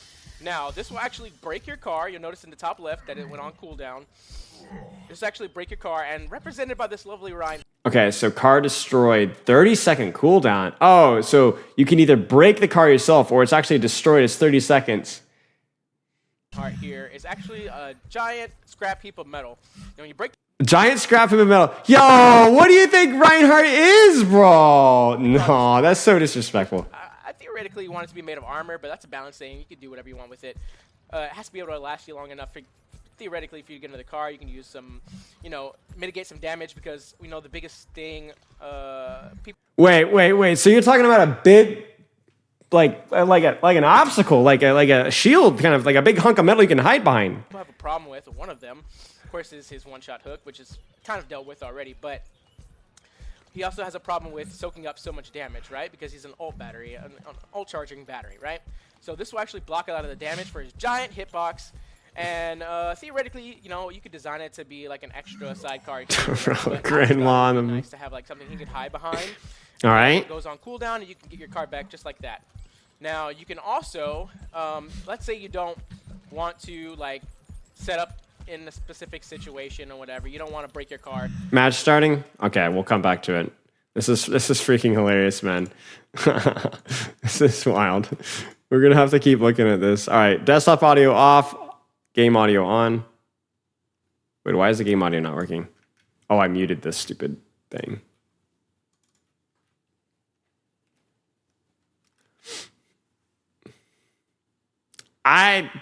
Okay. New York is pulling out the bat brig again. Surely they're going to take angles of like actually DPS people, right? Surely. Like you just need creative to be like egoing so much more here. And I just don't know, man. Like I just don't know. They're all like kind of grouped up and such, Like you see this? You see this? I mean, come on. No. I just don't like this. I don't like this. Shouts force for Fortify. It's not a bad trade for the Orisa team. But again, they're not like actually taking space off of that. They're just perma-spamming. But because they're not taking any angles with the Iliari, even though they have technically more spam damage, it's really easy for the Junker Queen Lucio comp to hide from it. That's turret broken. Fitz force off the off angle. The Genji is really doing work here controlling space. Orisa Fortify is about to expire. We're about to see an engage. The BAP window is farmed quickly though. And Alfie is just actually taking names. I'm not gonna lie with you guys. I'm a hater. I'm a freak. I'm a hater of the New York's comp. I'm a freaking hater, especially the way it's being played. I'm a hater. If you're gonna play it, you gotta take some angles. You can't sit there into a Lucio comp and just like stand there. I'm a hater. You're not gonna even get another fight, bro. Like this is gonna be the ugliest fight.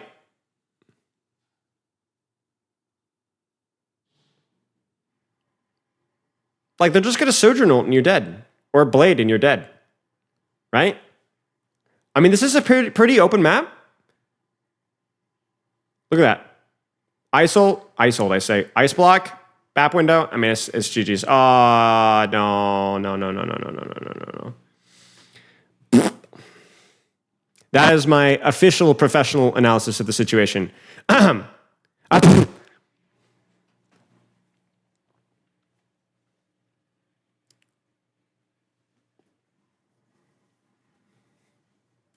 a fan. Dude, no, they won't swap. This is what they've practiced, but I don't like the way they're playing it at all. It's only going to get worse. That's like probably the best point for their comp because it has the best sightlines for both BAP and Nidiari. Mirror in his 360s, true.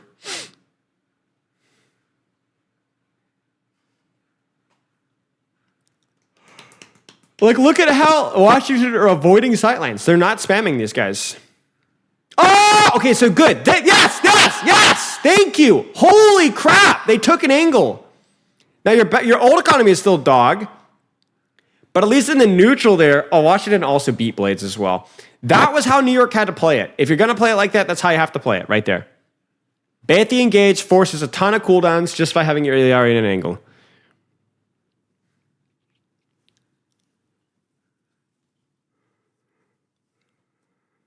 Do it again. Do it again. If you're going to play the comp, that's how you have to play it.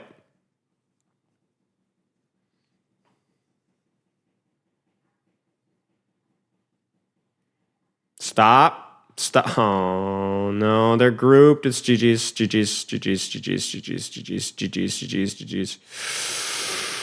Ah!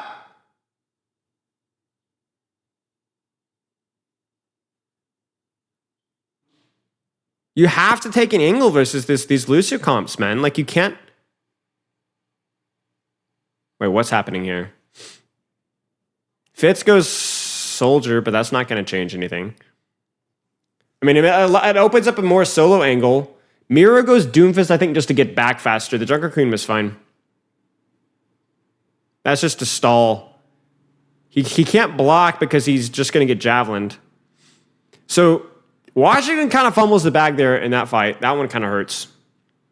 But they'll be back soon to start.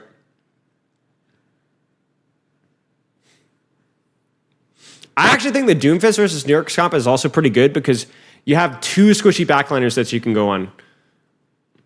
Actually, three with the Soldier. I think it only supports. There's the Doom and Lucio. There's the Genji. Kellen's trying to mark. Holy crap. This is scary. Face of Sunrise. He's low. There's the Lamp. Flora ults. OG is dead.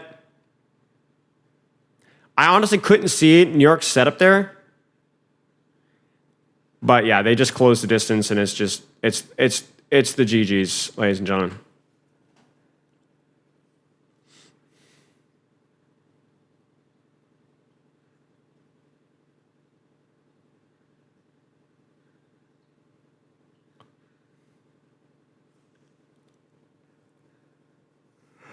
Yeah, the Doomfist is because they were expecting Lucio, and the Junker Queen would be really good versus that. But if you have two squishy, it's over, man. It's over, man. It's over. Ah! What? Oh, they blizzarded.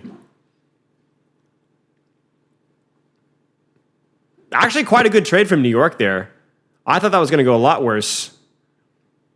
Off OG cut. I mean, that's the problem. No Lucio speed. There's always going to be somebody lagging behind during these rotations, right?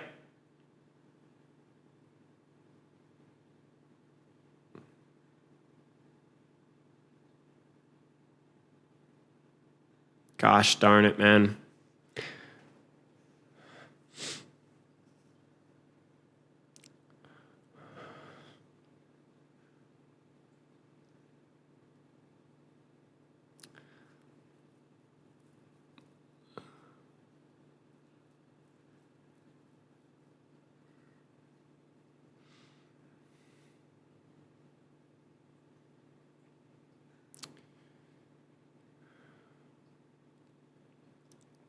Yeah, Blizzard for Blade was a good... I disagree. I think it's a Blade is way better in this matchup than Blizzard. I think it was a good trade for New York. Psycho goes Torb. I like that switch. Again, though, so much grouping up. That means that it's so easy for Washington to just group up and run it down over and over and over again. Visor is there. New York has more ultimates to respond with, but Washington is able to disengage them. Like, New York has to take an angle. Like, they have to force a split with their Torb, with the Idiari. They have to find a way to make it work. If they don't, it's over.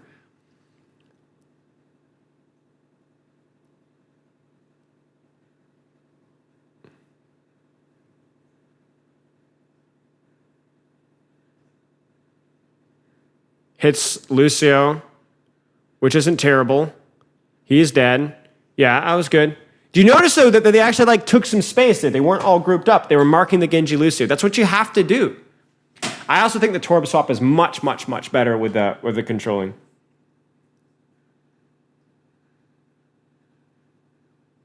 Oh, I think the reason that the Blade was... I think that he stopped following up because he heard Blizzard, but I would have to go back and look for it. You might be right, though, yeah.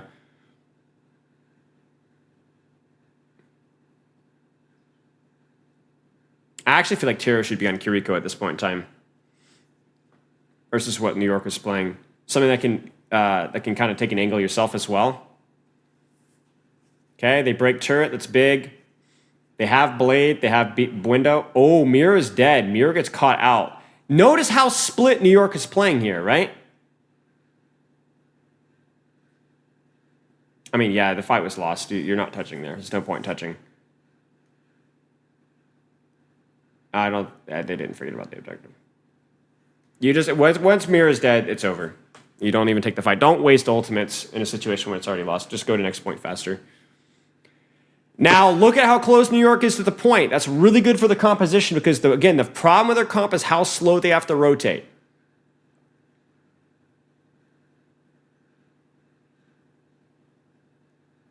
So now, all of a sudden, because we actually have the Torb, because we have the self-sufficiency of the soldier, because we actually have creative and OG splitting off, and because New York was actually able to go and sit on point instead of having to rotate around the map, New York could make this work.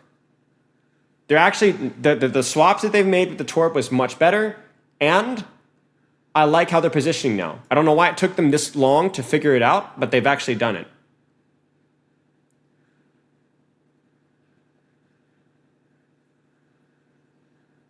No game sound. You guys notice that? No game sound. You guys noticing this? Oh, there it is. Fitz gets isolated, beat run on, OG gets isolated as well. They're unable to kite it out. The problem with that split there is that the other people on the opposite side of the split were unable to help them. If you take an angle, you cannot be positioned in a way to where the enemy team can't, your teammates can't help you. And that split was, I wouldn't say too far, but too much behind cover.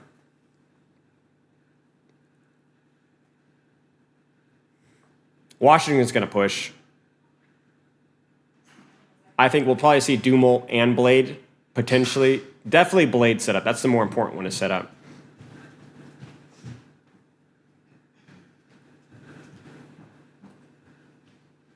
There's Overload. There's Torbolt. There's Bap. No Blade even necessary. Will they be able to disengage, though? There's a Tactical Visor bounce back, though. Ooh! Let's go, Alpha Yi. Holy crap, dude. There's no way. Wow, that was crazy. Will New York be able to touch in time? They go Sombra. I think Sombra's pretty good versus this composition. You can harass BAP, harass DPS, and harass tank. Telling you guys, this is still winnable for New York now. I was a big hater, but the execution has been a lot better recently. But this is it. This is it. This has to be it. Alfie hacked. Maybe not ready for that. Flora on the angle. Can they avoid Flora? Kellen still has cooldowns. There's the BAP window. He doesn't actually have Oh, he didn't have Fortify. I thought he had Fortify. Oh, no. Oh, no. Oh, no, Flora. Oh, Kellen just melts. He had ult, too.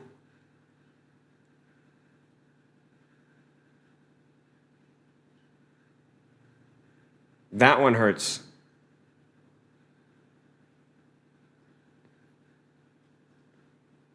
Yeah, Sombra is partially from Europe, but also Sombra's pretty good versus the Genji and the Sojourn and the BAP as well. You can isolate them on the angles fairly decently, but oh man, it's such a shame. Like, they started off that game so badly. Like, I really feel like first round should not have been that much of a fold over. They look super inconsistent with setting up the positions for their comp. I think it looks super inconsistent. Like, just look at how grouped up they are. It's just, it's awful. Okay, let's keep looking at this Roadhog foolishness here. First of 3, I think. The cats are saying Genji OP to be funny. Oh, desktop audio. Whoops. There you go. Situation or whatever, you don't want to break your car. Your car actually doesn't go on as high as a cooldown if you just get out of it. So what he can do if you hit the crouch button, right? It'll break the car, but it goes on a slightly slower cooldown. So kind of like Iliari's turret. Car to reposition, but you don't want to get broken. You can actually get out of the car and send it back to the shop and get repaired, and it'll come back to you a lot faster. Also, the scrap heap, when you break it, it has full HP. So let's say it has 400 armor, right? You actually get like 400 armor for the car, which is not a lot if you think. The car adds to your base health when you activate Scrap Heap. You get all the car's health no matter what the car's health was when you broke it. So in other words, when you break the car, you, Roadhog, get the health out of breaking it. But I don't know, it really just maybe a little bit of health, maybe a little bit of armor, but if you break it, it goes on a longer cooldown, like a 30-second cooldown. But if you get out of it and leave it on the ground, even if you have 1 HP left for the car, your car, when you break it, your scrap heap has full HP. So it's a little bit of min-maxing for high-level and low-level play. Another ability while he's in his car.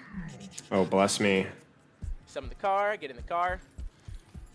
Is helmets on. Now, if you hit the... no way. I believe it's ability 2, which is his breather, or what's normally on E, is helmets on. Now, this actually, while you're in the car, reduces damage by 50% for you and the person in the car. So, let's say if you put Anna in the car, right, with helping hook, you hit the E button, that's the cooldown, it's 13 seconds, but it reduces it for, I believe I have it set to 7, and you'll see that the health went up right there. That's just representing the not the helmets on, but the health that you have. In the this car. is something else. But it actually reduces damage by 50%. So you can actually save somebody. That's the idea. Save somebody, reduce their damage, and get away. And so you pull them in, you cut down on the damage intake, all that kind of stuff. I think that we have this kind of playstyle. She can also choose to get out with interact. Okay. And you might be able to say Life Weaver. Hi, girl. No one really ever takes anybody else anywhere, really, in this game. Seriously, man, how come nobody takes anybody anywhere? That freaking tilts the crap out of me, man. Nobody ever takes me anywhere. Nowhere nice, no nice dinner, no movie, no shopping, no nothing, man. Nobody takes me anywhere. Getting penned by the opposite Reinhardt or whatever. But don't worry about that. That'll go away. But anyhow, I just wanted to show this off, and maybe the community can get their hands on it and do what they want. I want to see what people think about this rework. Maybe it's Chat can bring you to McDonald's. I know anything we can be pretty much better than what we have right now, because Roadhog needs some work. I mean, he's pretty much just a DPS sitting in the tank category. Spoiled for my birthday? Yeah, but that was so last week. That much, except for with his damage. You might say that his take me to the spawn room, nerd. Discord mod, by the way. Damage with his damage negating abilities, but really, if you think about mitigating for his team, providing utility, doesn't really do any of that. So this, I think, is a helpful rework. It would be. I'm not gonna lie with you, mate. This is wild, but you get bonus points for creativity and guts. Because to be honest with you, this is something I was saying with chat. I would much rather prefer characters like Roadhog and stuff to have more wild, out of nowhere reworks that we can toy and test with. Because you know what? It's fun. Why not? Like all the goofy stuff that they did with the April Fools, how many of those things were super stupid? And then some of them were super stupid and you're just wait, that's actually fun. Hang on, actually go back. I think this could be one of those things. I'm not saying it's necessarily at the top of my list of a rework for Roadhog, but you know what? You get a lot of credit for trying something creative, and I think this is definitely something that would be fun to try, I don't know. Why not? Give it a shot. Yeah, I appreciate that a lot. I don't know. I would rather this stuff than like nerf Roadhog damage by 5% and this and that, you know? Yeah, cheers, mate. Cheers, mate. Guys, chat, I'll be right back, like 2 seconds. I'm gonna grab some water. Give me 1 second.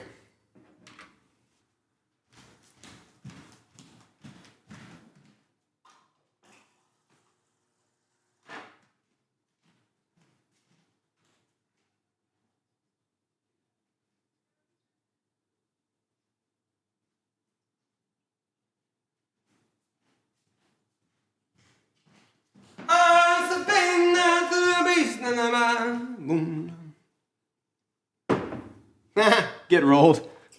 Get rolled, knee machine. Take the owl, mates. Sit down. 29-3. Yeah, I mean, Genji is freaking amazing versus their comp. Look at all those slow, immobile squishies that can't peel for each other as well. As long as you get any support from your team, like you're cooking.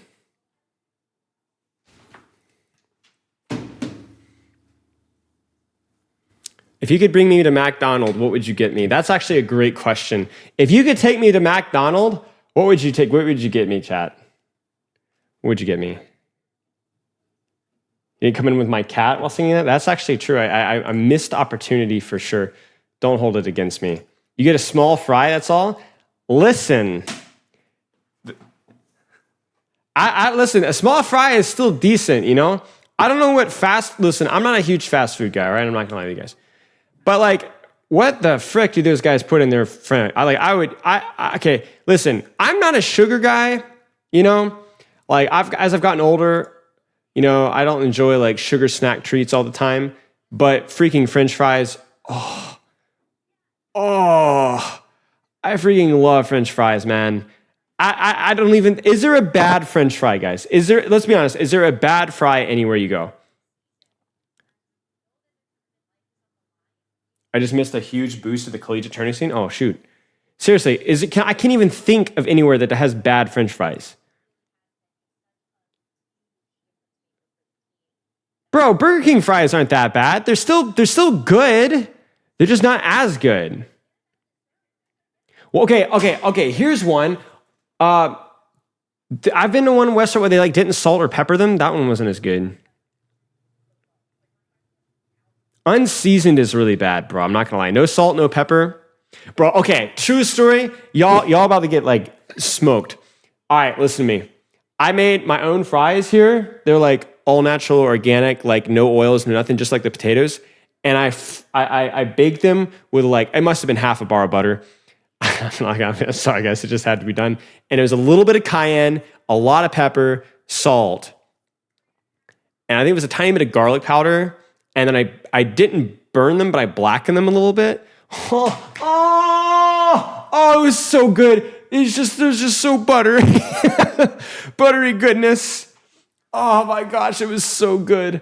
Oh, dude. Oh, it was so good. So amazing. Dude, it was just amazing, dude. Oh, freaking good, dude. All right, guys, here we go. Same comp from Justice. I wouldn't be shocked if we saw Bastion from New York. It's definitely pretty good for first fight. You got nasty turret farm. Nade in a small area is also busted. It's like a May equivalent. I would be surprised if we saw Sombra, but okay, we see Sombra. So Sombra, I guess maybe for Doom, maybe for Genji, maybe for backline pressure. It's strange, but it can work. Dude, I abuse butter like nobody's business. I'm not gonna lie. I am a confirmed butter abuser. I used to have my meal of choice when I was in high school was like instant, like, you know, success rice, like the minute rice, not the minute rice, but like that you just throw the bag and like boil it for like 15 minutes or whatever. It was that, salt and pepper, and an entire bar of butter. That was my meal of choice. If you know, mom wasn't cooking dinner or whatever, or we had to like make our own lunch. Oh my gosh. Oh, no early pressure, easy dive staged. To buy deep fried Oreos? No. It's just the butter. Real butter boy? Why does that disturb me? Why did Justice try to push flank rather than meeting him at cart? Because if they had met anybody on the flank, they could have run them over. That's why. Oh, Fitz is dead. Fitz is cooked. Oh no. Okay, never mind. I was gonna say Fitz is cooked more than a white boy's hamburger.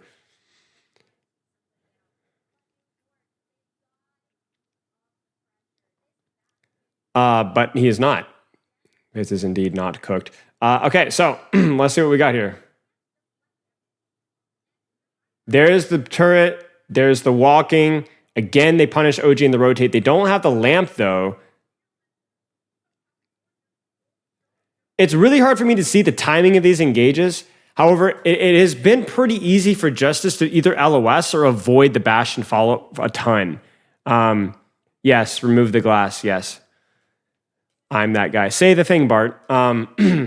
Yeah. Now, EMP is coming up. Old economy for both teams is fairly strong. Oh, they beat engage early. They don't have beat in response. There's the lamp. There's the EMP in response late, though, and they shut down the blade. So Justice goes for a pretty decent play, but man, they really did not do enough damage fast enough. They did not. They beat engage, and the lamp didn't come out for like 4 seconds. You got to one-shot something. Yeah. Keep trying, Anima. You're making yourself look pathetic. They win in 4v5. I mean, yeah. I mean, it's not a surprise they did no damage. It's just, it's a classic. That's a classic mirror play right there. That's the classic mirror ego play. I've known of mirror for a long time, and I promise you that's mirror calling that.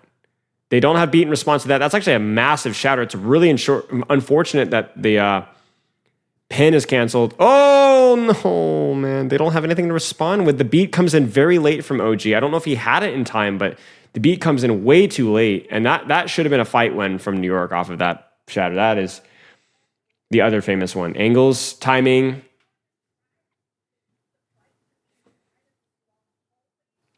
Sometimes I message the London Spitfire players and coaches and was like, yo, guys, angles.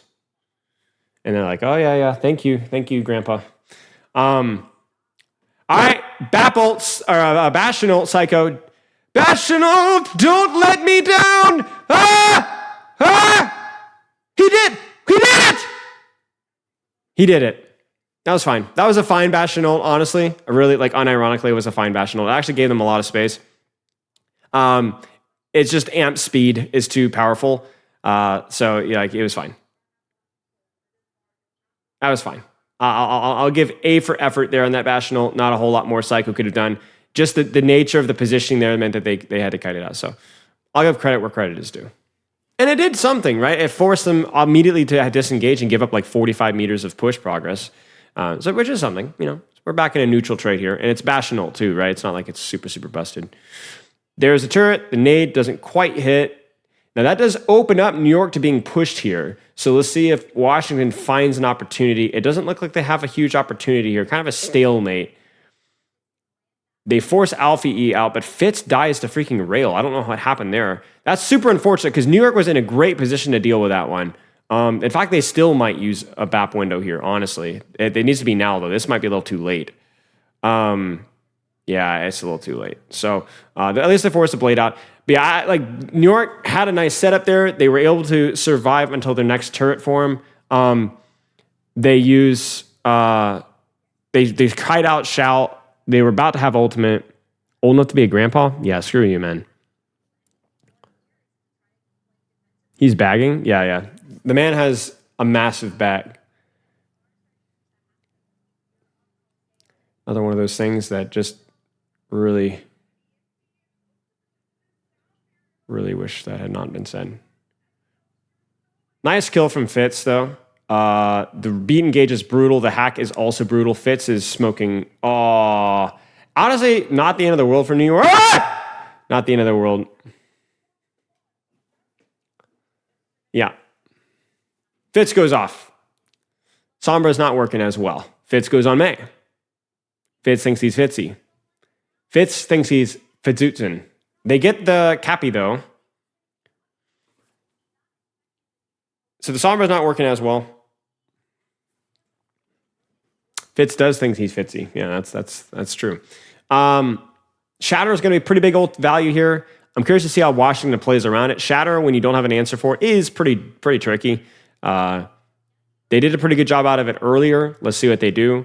Neither team really would love to start the initiative here. They are going to start with the... Whoa! What a nice little play there. Wall into amp speed, into solo shatter, and to turret, and you take that. Now, I don't know if you're going to be able to get any cleanup kills, but you will get about 10 meters of push here. Now, Flora is going to ult this in about 10 seconds, and it's... Oh, no, they're just going! They're just going! It's just a shame that Flora's hitting these shots because I actually like these plays from New York, this proactivity. They're down, or the New York is down, but they didn't even get an ult out. Oh, man, that one hurts. That one hurts.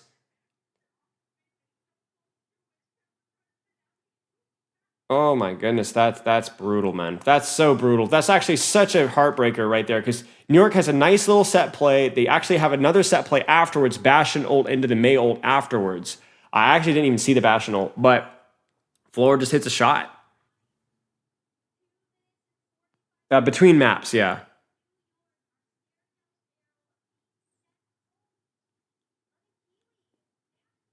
Oh, no. That's it, bro. That's it. It's Jover. It's Jover. That's actually crazy. Jugger Green flank for the win. New York had to find a way to draw that fight out until they actually had an ultimate to respond with.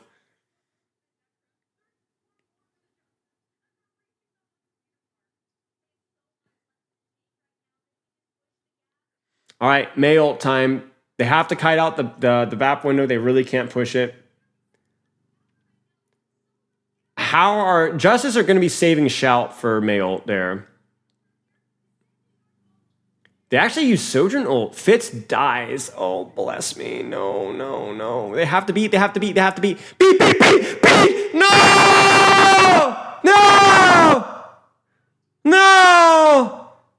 Oh, no. No. Dude, your entire season is on the line. Justice disengages the beat from spawn. The Mei ult is not disengaged. Mirror is dead. So New York holds, but oh man, so much progress given unnecessarily. And time becoming a factor now as well. New York now officially cannot lose another fight.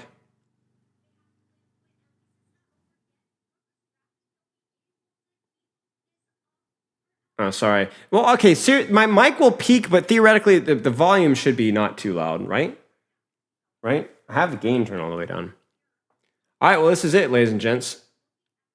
I guess technically New York could lose this fight. Technically, if it happens fast, it's really loud. Oh.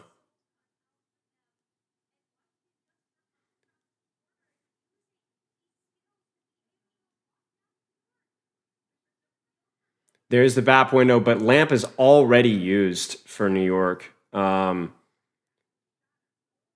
Shatter coming in right now. Oh, no. Was that the shout? Oh, it's just Mirror Fitz just freaking dies. Shatter has to come now. Now. That's, oh.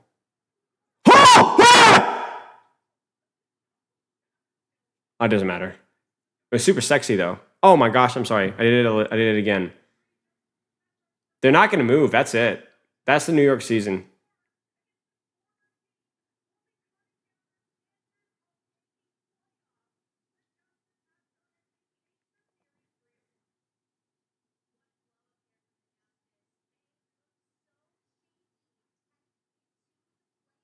I don't know. New York ran some weird comps. Didn't execute on them well consistently enough. Yeah.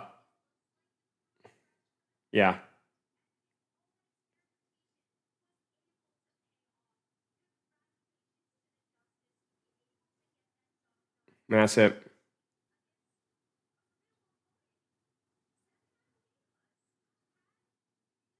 Oh my goodness, these outfits are intense. Yeah, we can do some Ask-Spilo.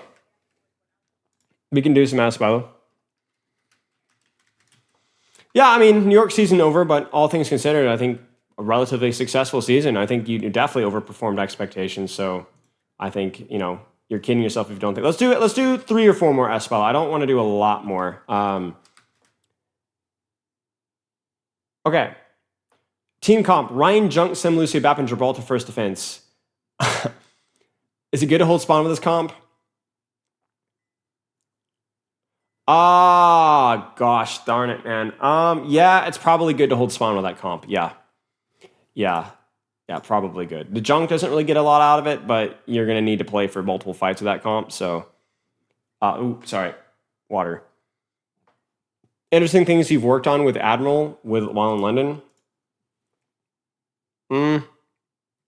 Communicational stuff, positional stuff, mostly with controlling off angles with Sparker back in the day. Beat usage was a big one that we talked a lot about. Beat use, positional stuff, ult usage, communication.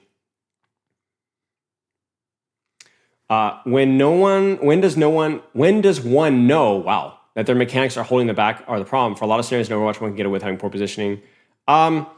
I guess the point being is that you never really know, but if you're putting enough time in the game, like consistently, the mechanics generally isn't as much of the limiting factor. And if it is the limiting factor, by putting in consistent time in, it will be less of the mitigating factor. In other words, if you're spending 2 or 3 hours grinding, the game a day, the mechanics might be a problem initially, but over time will be less and less of a problem. If you're consistent with your playtime, your mechanics will become less and less of an issue, and I wouldn't worry as much about it.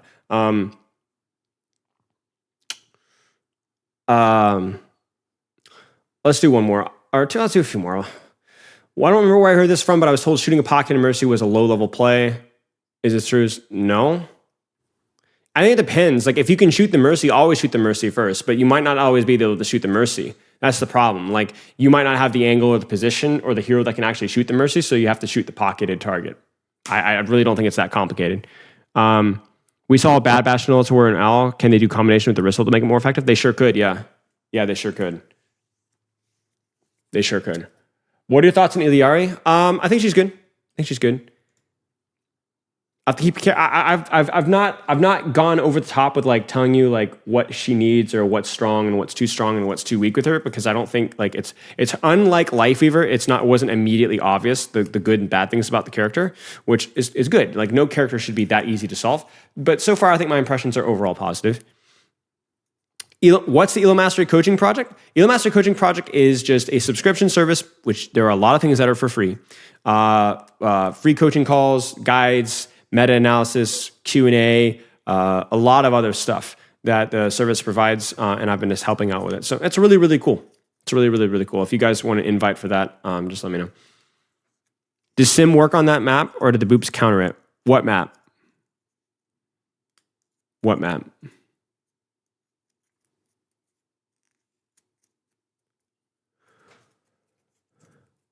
Do you know the rank spread for Elo Mastery patrons? I don't know.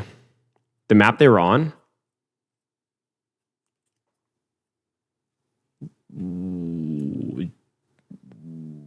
Like the last Overwatch League match we just watched? The last Overwatch League match we just watched? Yeah, Sim can work. The Sim can work. Yeah, it can work okay. It's pretty good. Sim's pretty good in that first fight. Yeah, she's all right. Sadly, the code will be wiped here. Why is Genji played in current pro comps? I mean, it's just like relatively immobile pokier comps. Genji is like one of the better pokey comp flankers because he doesn't demand permanent pocket, and he's pretty good at dueling heroes with guns. He struggles more in like dive comps actually, because his matchup versus Sombras and Tracers and Winstons and Doomfist and Wrecking Balls and things like that is not particularly good, and he struggles with Ana Brig and things like that. But like if he's playing into like EDRA BAP, like you might not be able to kill them, but you can take angles, threaten them, poke them, assassinate, pressure, and so on. Let's just do a few more, I guess. If these are quick, the next long one that I'm going to do, I'm going to bail. All right. What are the common support alternatives to BAP, EDRA, and Pro Play, and why are they picked? BAP Lucio for just general rush, because rush is becoming more popular because EDRA is discouraging dive, so you still play BAP and rush though, because EDRA doesn't provide enough consistent support. I think we see some Ana Kiriko for dive, but you need the Kiriko instead of the Brig because you don't expect a dive mirror, and you need the Kiriko to take an angle and poke people out more often. I think those are the main two ones that I would see as being like highly, highly, highly functional. I might be forgetting one, but that's one. What dive things would you use when? I think more of like if there's a backline, like shorter sightline maps with consistently diveable backlines, you go Winston.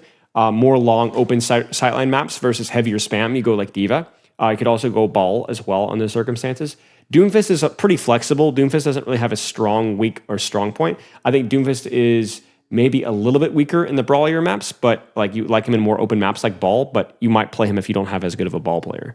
Doomfist is kind of somewhere in between, right? Like he's not as bad as a Ball in like a close, tight map, and he's not quite as good as a Ball on a wide open map or as good as a Diva, but he's decent. Yeah. Okay. I'm gonna stop right there. Let's see. We have Shock London happening next.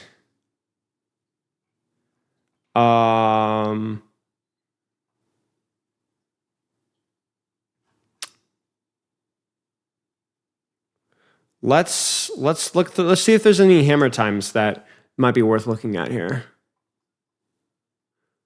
I don't even want to look at this because I know it's going to be bad. So it's just like it's like beating up on a kindergartner. Like, what's the point? You know, it's just one of those silly like gamer journalist articles. Like, it's just not even worth. The Fall of Ball by Yeatle. I kind of want to watch this, but I might want to watch this on my own. I need to kind of think about it. Maybe we'll take a look at that. We'll keep it up. You hate children? Good. That's good. Is there any part of your main? Oh, this might be fun to look at. What do you guys think about this one? This one might be good to look at. I actually commented on this one, but I haven't really like studied it. So maybe I only looked at one of the things. So maybe we can look at this. Where is Epic Pen? Hello? Why is Epic Pen not working? Epic Pen? I swear, man. Okay, let's take a look at this. So,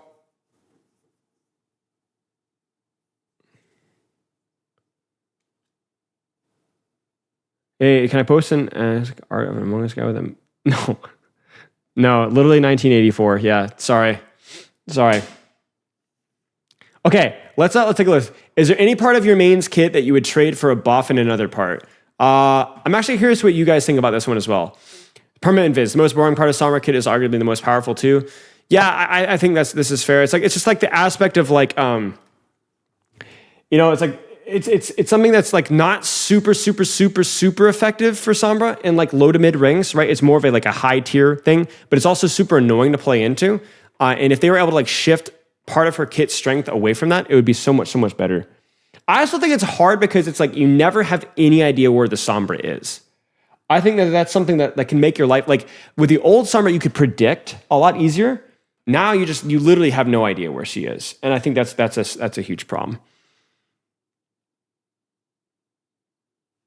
Sombra could be behind you right now. You don't know that, do you? Have you seen Sombra in recently around your house or your home or where you work? I didn't think so. She might be directly behind you. She might be stealing your peanut butter. She might be sorting through your underwear drawer.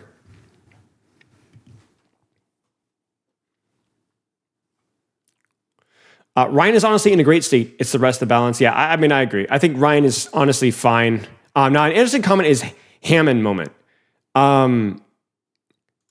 I feel like, okay, Wrecking Ball's problem, we talked about this. Like, okay, so let's talk a little bit about Wrecking Ball, right? Wrecking Ball does two things: AoE disruption and pressure, or solo kills. Like those are like his niches, right? The problem with both of those is AoE pressure is a lot less valuable in the Overwatch 2 environment because people are less grouped up and there's one fewer target. And you're not allowed to 1v1 people as much because you're a lot harder to kill. And being able to 1v1 a squishy without a second tank would be so wildly broken.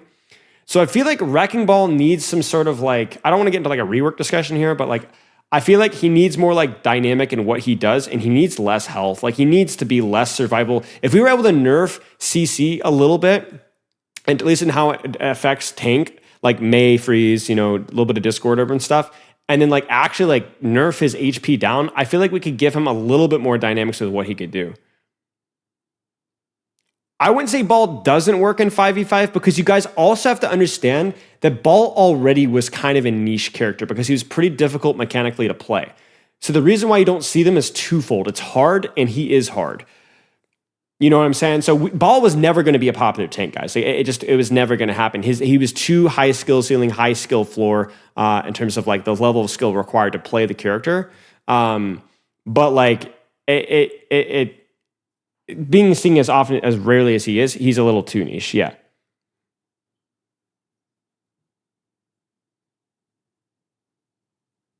Okay, let's keep going. But yeah, if you couldn't just like buff Ball because otherwise he's literally unkillable. Like there was a bug early in alpha where you couldn't actually headshot Ball, if I remember correctly. And that was hilarious. For Cass, I trade the ability to lock out Hinder for his old 45 meter haul. Now, okay, I talked about this. I think this is like a fair thing, but you need to like, you can't just take away, you need to like replace Nade with something, obviously. Because if you traded off his one like actually relevant cooldown for more old range, he would be so, it's just like, he first off would compete with Hanzo and Soldiers, first off. Which I talked about in my comment. But the other thing, like would have like literally no nuance. It'd just be a point and click character. I think Cassie's one of the characters that we're gonna have to go back and think about because I don't necessarily have a solution, but it isn't removing his utility completely.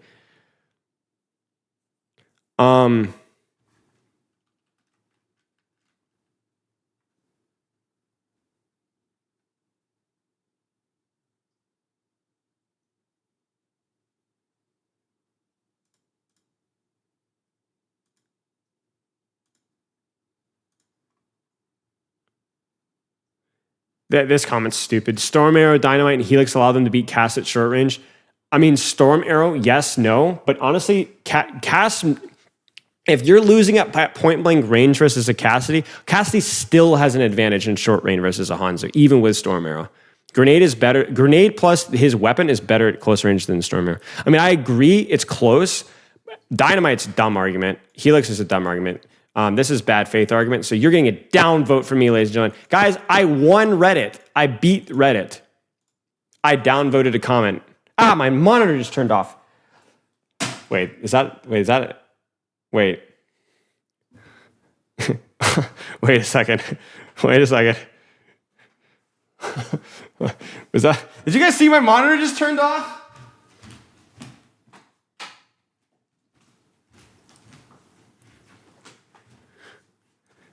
Dude, what the heck, man? See, this is what happens, right? You're negative, and there you go.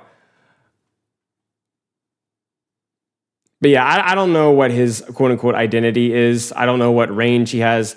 The whole identity as a reason for balance is incredibly stupid. It needs, but like identity doesn't necessarily mean that like you have a... Identity could be like what range that you play at, what mobility that you leverage. Yeah. Huge ult from Sombra.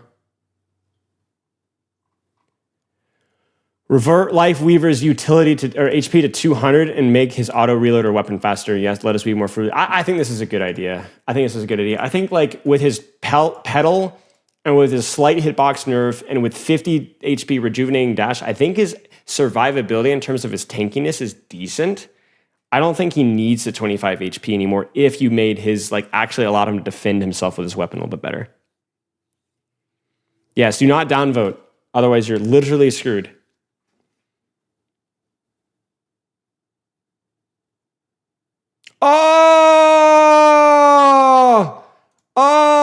Chat. Oh, think about your fingers. Think about how nice your... Look at this, chat. Look.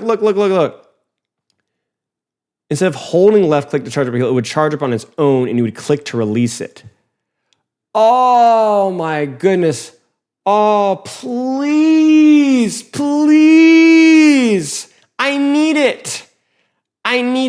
Okay, I'm literally writing this down. Life Weaver auto charge. Dude, you know what would be fun? Is just a thread of all the quality of life changes that that characters in Overwatch need. That would be fun. That would be a fun stream project. Maybe we'll do that sometime. So like if you could change one thing, like Discord, like for example, for Zenyatta, revert the Discord range nerf and increase his hit or decrease his hitbox size. Or like what's another one? Crap, what's another one? Or like a bug fix, you know, like Reinhardt sometimes shatters and his fire strikes don't have animations if you cancel your charge into it. So it makes it like really hard to like know what's going on. Kiriko TP bug. I don't know. Anyway, yes, this is so good. I gave it my upvote. So therefore, I am making a difference.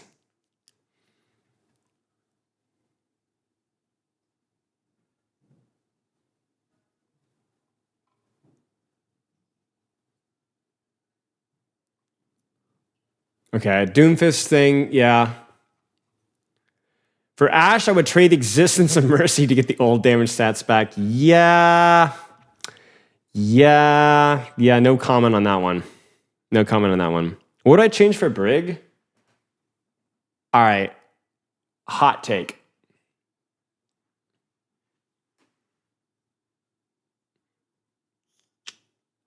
I would change, maybe not a hot take. I would probably nerf her shield HP and size down back to like reasonable size. Maybe like a slight buff, like her rally automatically fully heals her shield to like 300 HP or something like that. And give me my 10% speed.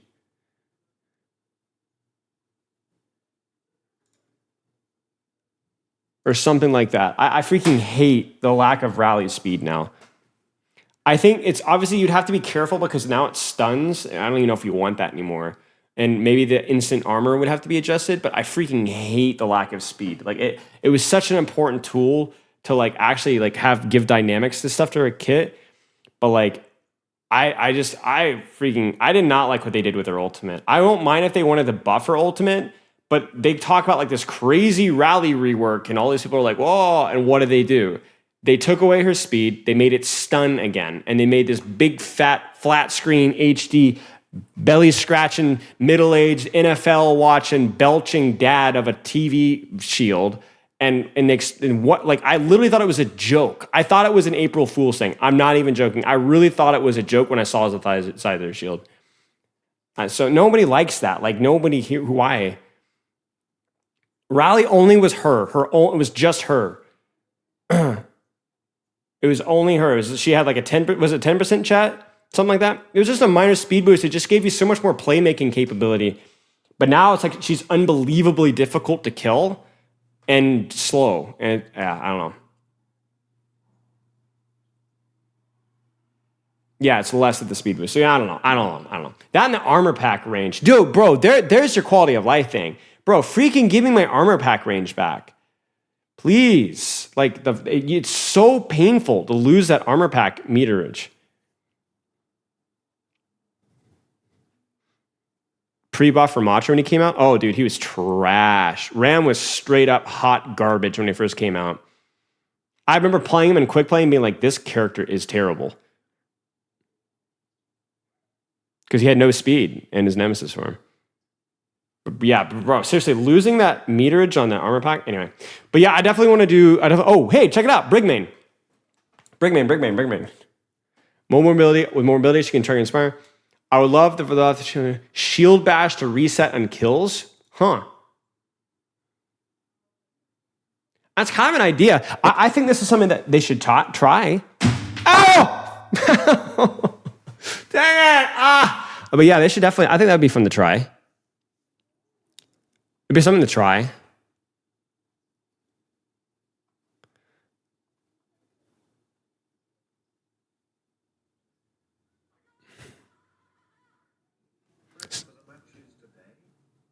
I don't know. I can't pred London, y'all. I can't pred London. Come on. You guys know I can't. It's gonna have to be London, you know. Thanks for the sub though, the side throw. Did the cat just eat my art alive? No, I just RKO'd myself on the stupid desk.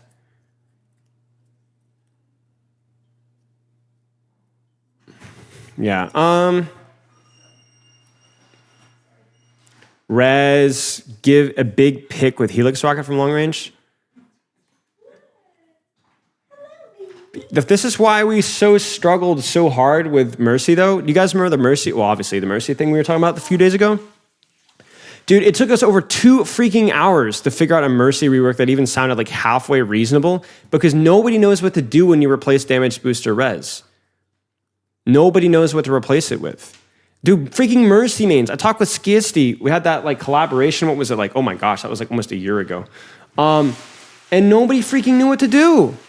So, yes, everyone knows, but everybody hates Rez, but nobody knows what to replace it with.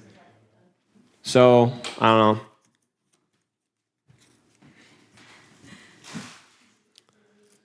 Yeah, I mean, she really is one of those characters that is almost. We had such an. We had an easier. Oh my gosh, we had such a hard time talking about Mercy. She's such a weird character. Orisa is savable. Mercy is something else. But I do think we had some ideas for Mercy. So you guys can go look back at the stream, but I'll make a video on it probably in a couple weeks. So I would trade Nanoblade forever for 30 damage per shuriken to get. Yeah. I think damage boost for Blade is like, bro, imagine you could actually have 120 damage Blade again too, which would make Naked Blade just feel better. I don't think Deflect needs a shorter cooldown. I think then it would just be way too short. Because remember, the more you shorten it, it's exponentially shorter. Because going from like 15 seconds to 14 seconds is not that big of a deal.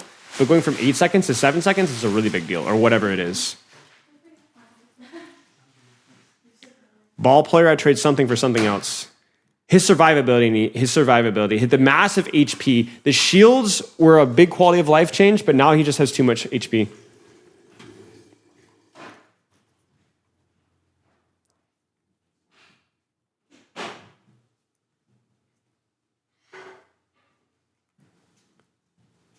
The removal of a tank and a new passive, there's 2 fewer heroes that Ball can meaningfully interact with. That's actually true, and Ball's tank damage has gotten even like worse.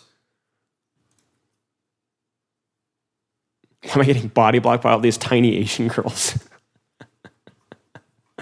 What?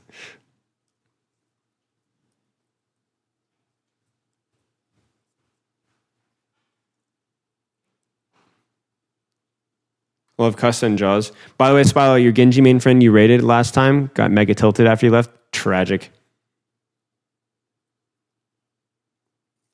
Spilo, do you want DPS Doom or Tank Doom? I feel like I feel like those questions are like flawed. I don't know. I don't really know. It's not going to go back, so let's just do it. Please, coach, give me. I'll give World a. What? What are you even saying, bro? Yeah, he hates supports. Yeah, see, here's the thing, guys. I'm here. Okay, here's a little bit of a hot take. This shouldn't be a hot take. The problem with supports and stuff, and the problem with tank is that everybody like gaslights themselves into like thinking that it's a worse problem than it actually is, and like actually tilt themselves. Like, guys, don't think about llamas. Whatever you do not think about llamas. Don't think about llamas. Don't think about llamas. Do not stop thinking. So do you see what I'm talking about? Like, bro, like I agree, but it's like everyone always fixates on like the flavor of the month hated thing, and they always make it worse than it actually is by hyperfixating on it. And they like literally destroy their fun of the game. To me, I'm not necessarily talking about Epic for you because I wasn't there. I don't know what was going on. But just in general, people always make it worse by fixating on it. It's a mental problem. It's a mental problem. Right, it's an echo chamber, right? Then they say it, and then they hear all the big streamers say it, and so then now everybody's repeating it.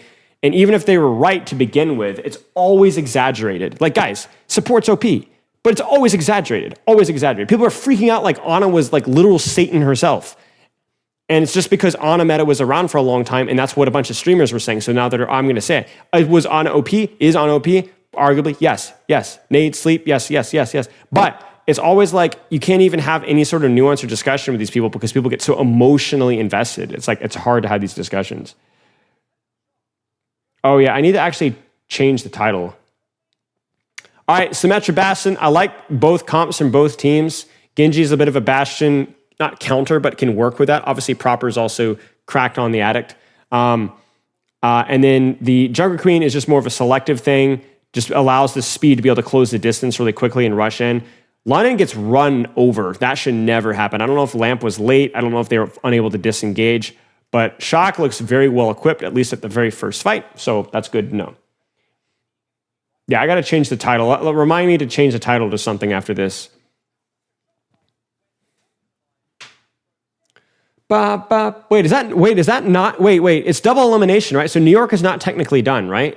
I just realized that I might have spread some misinformation on the internet. I freaking hate misinformation on the internet. You know what I'm saying? Freaking hate that. Another choppity chop. Whoa! He's dead. He's dead. Max is dead. Yes, Max is dead. Nice little cute TP there. Now the key thing Shock should not have taken that. That was hubris from Shock. Like after you're down that, there's no way that you should be taking that tank trade. That was kind of silly. A little bit of a stagger here on Fen. They're going to stagger him some more. And they got flipped, so there's literally no rush to do anything. So that's going to be a little bit of an extra couple of percentage points. New York is? Wait, are they done? Oh, that game was single? Oh, because they were the lower seeds? Is that how it works?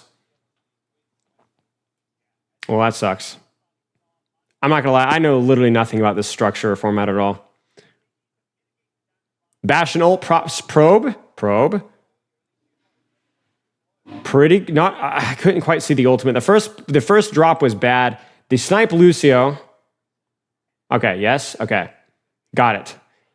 Grim! Hi, buddy. Come here. Come here. At least he looked like he aimed for the Bastion, but the first shot just missed. Hi. I didn't even see what happened there, but London looks like they're doing a little jukey juke.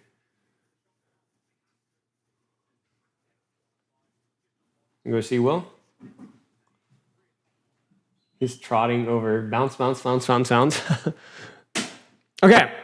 Old economy here. I think the team with Sem, as long as they can beat the Blade. Ooh! A little bit better timing on that. And also, like, that's the key thing. Like, I think Shock has to find a way to force a brawl in some way, shape, or form. Oh, no, that beat from Renko is not good.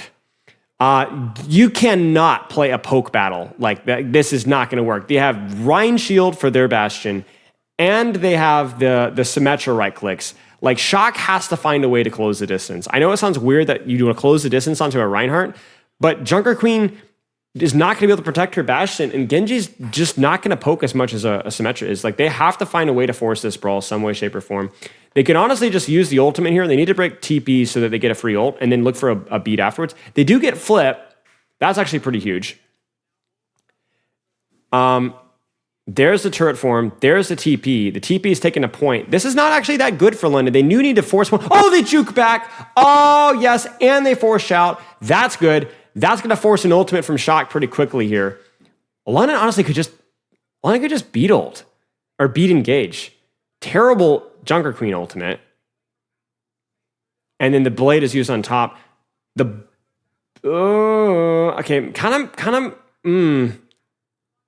Yeah, I honestly, pretty good from London, all things considering. I mean, it didn't feel amazing mechanically, but like the ult trade isn't too shabby. That Junker Queen only hit the Bastion, I think. I would have liked to have seen a beat engage, honestly, from London there. I'm not going to lie. That would have been cute. Get a 2-for-1, maybe cause enough chaos and win that. I think that would have been a better play.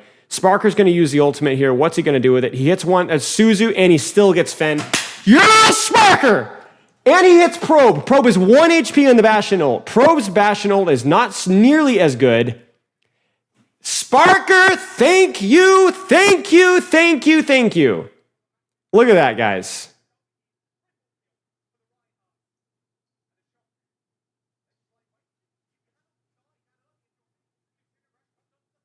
That's it.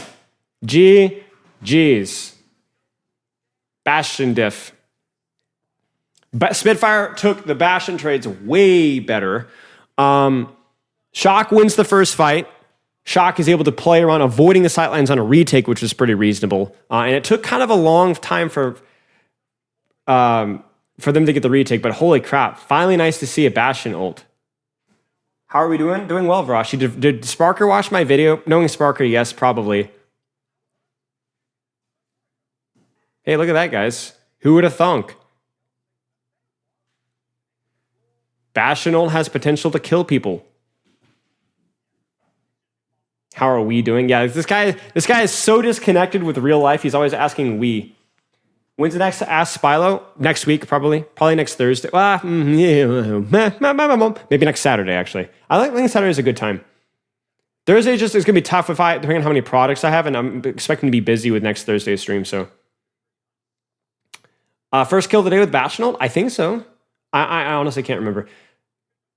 So, again, Rhine comp here, pretty decent here if they're able to get to open space. They are going to TP to point, though, which is a little bit scary because you're going to get the bat. You do need to get, you can get point cap first, but you're going to give that engage. Max just is honestly trolling. I don't even know who he's engaging on there. His lamp is ridiculously late, and it doesn't have near enough of a hard commit from the rest of Shock. That was a really poor team play there from Shock.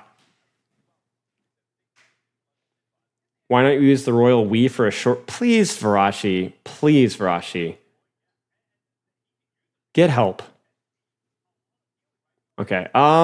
Again, Shock have to close the distance. Like, it just... As bad as it will feel, you cannot... oh, Hadi's getting... Holy mother of cleave. Like, this is actually crazy. He's hitting like 3 people per swing. They need to find a way to, like, force the fight on point or take a high ground or close the distance. Like... If your Queen and Genji aren't like actually cleaving on people, ooh, cute little TP. There's the BAP window, and yeah, London's just better. They're just so much better, so much better. TP to top, baits all the attention. TP's right back. Shock gives up and goes Symmetra.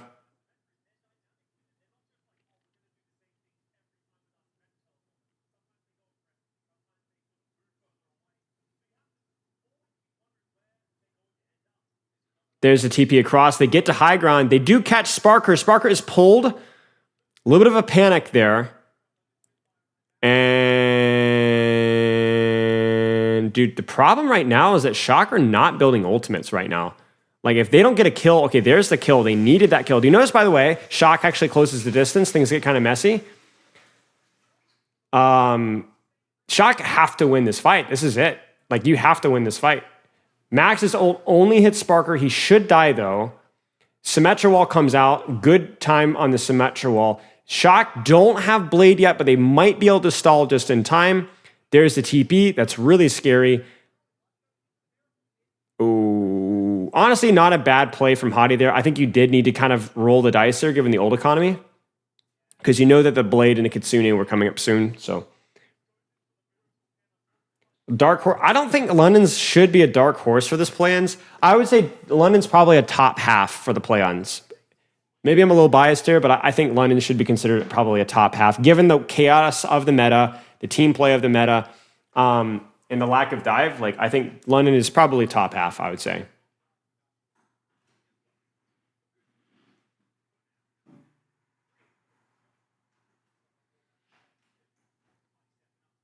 Will they TP out? No, they won't. There's a bit of a split. London probably loses this fight. So yeah, they didn't quite get it out, but it's okay because they also use Sim Wall. And I will take Kitsune Rush Sim Wall for BAP window any day, especially considering that things actually go relatively even here. Blade's still on board. There's a TP for Sparker on the point if he wants it. He doesn't even want it. He just takes the high ground. He is a little bit isolated, but he should get Lamp. The Lamp, actually, maybe they don't have Lamp. That's a bit of a miscommunication there, if that's the case.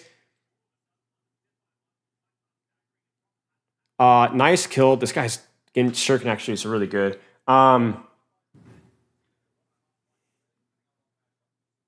Shock, I would say, are probably, my gut says Shock are probably top of bottom. Like, I should have done predictions, actually. But I feel like I would predict like a 3-1 London here, potentially.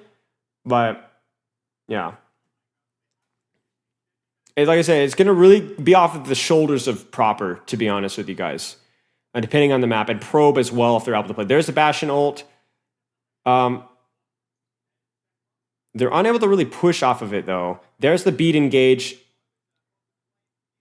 I will say Shock's versus Shock's comp, it is a lot harder to find value to the Bastion ult. I think he did it okay.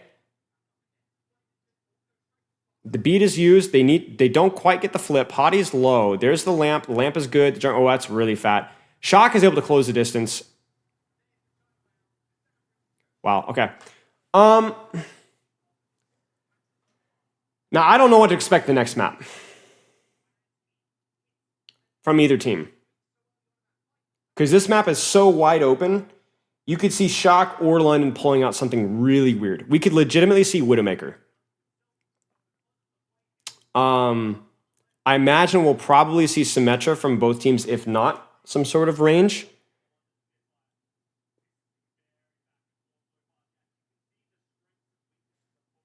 The nice thing for Shock is it's a lot easier to force point on this round, so you can leverage the Junker Queen shout a little bit more. You can force point a lot easier than you can the other ones.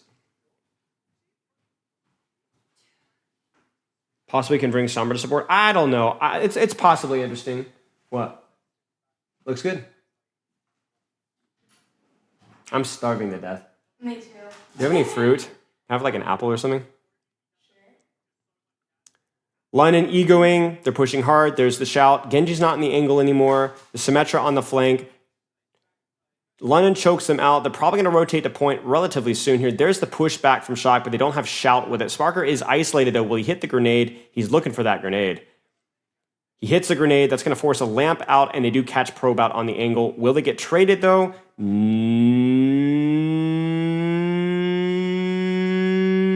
Yes, no. Yes, no. And in these devolved fights, like the Genji can really feast, you know? There's a TP.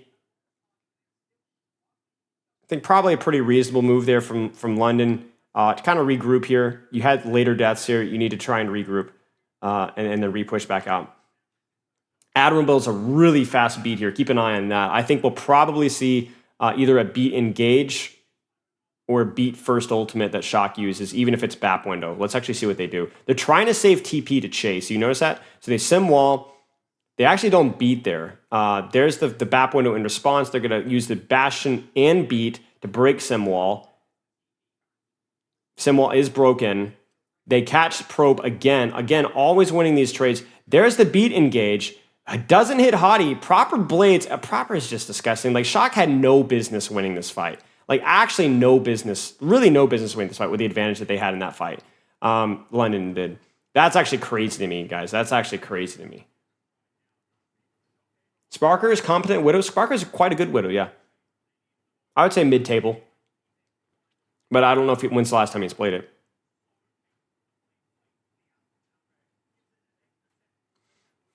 So London, whether it was the beat or what, the BAP window, somehow is unable to close that fight out. They're going to take it to point, probably a fast shatter here. He's looking for it. There's the Bastion trade. I don't know if that forced shout or not. There's the Bastion ult. It's used. It doesn't get anything. Wait, they're saving it. I will say this, even versus the good Bastion ults, the speed is really good. Oh, a little bit late. They do get max. Okay.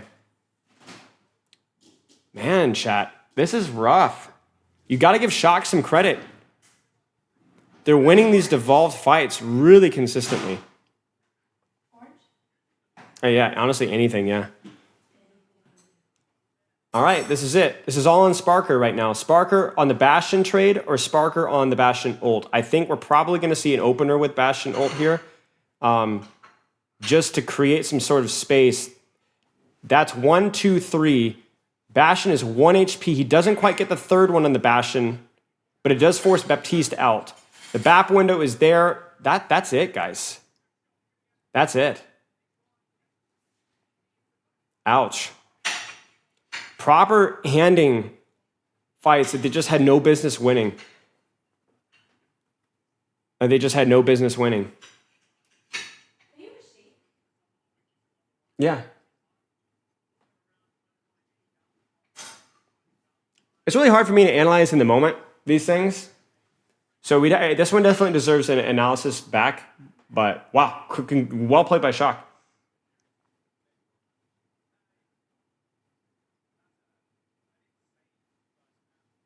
It's proper Korean, yeah.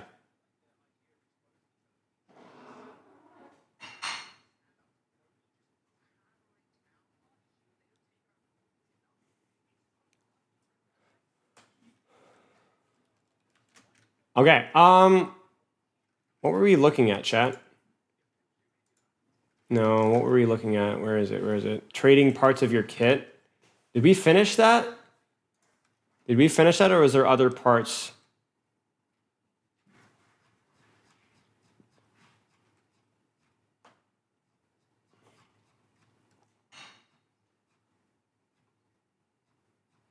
I think we were mostly done.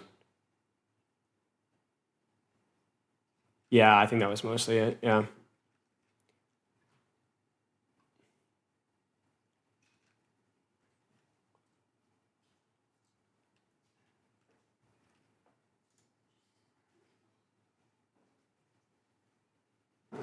Okay, so we got our bracket pulled up here. Let's pull this up really fast. Thanks, Matt. So London, San Francisco Shock, double elimination. Washington, New York were the ones that squeaked in, and so therefore they're single elimination. Now that Washington's out, though, I think that Washington is now into single elimination or double elimination. So now that Washington's won and is going to play versus Toronto, I think they can afford to lose a game.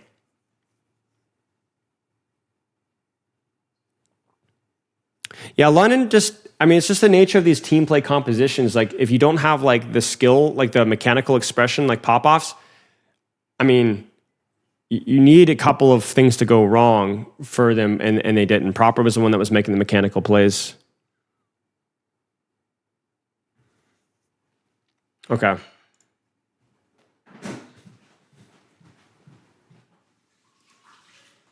We can take a look at this really fast. I'm not going to bleed my eyes over too much of an Overwatch University post, but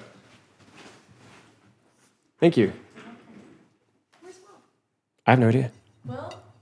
Maybe he's outside or something.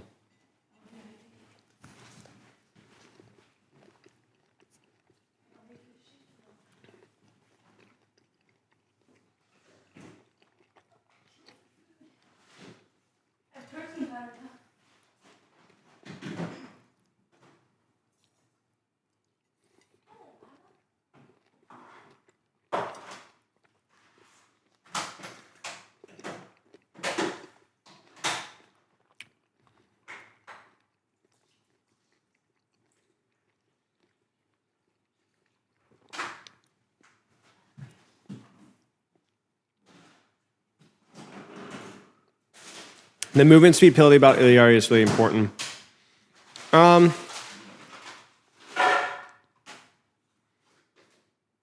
She's anti-Pharah support. Oh, true, yeah.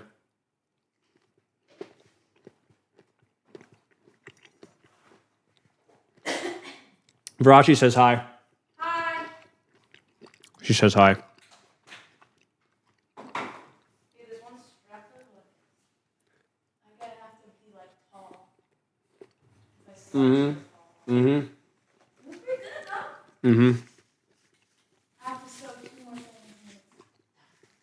Like, it's like I think the point about her being able to move at full speed while scoped is definitely a fair point. It's what made Sojourn so strong initially on release, is because the fact that she didn't have to compromise her LOS, her vision, or her movement.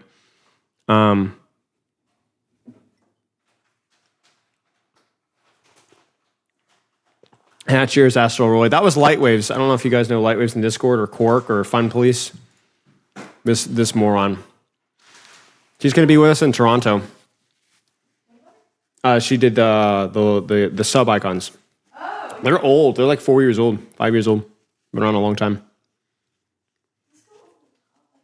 Yeah.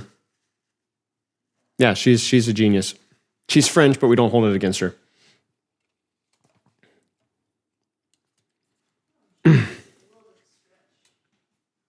She also put my website together as well with Baggins doing the graphics.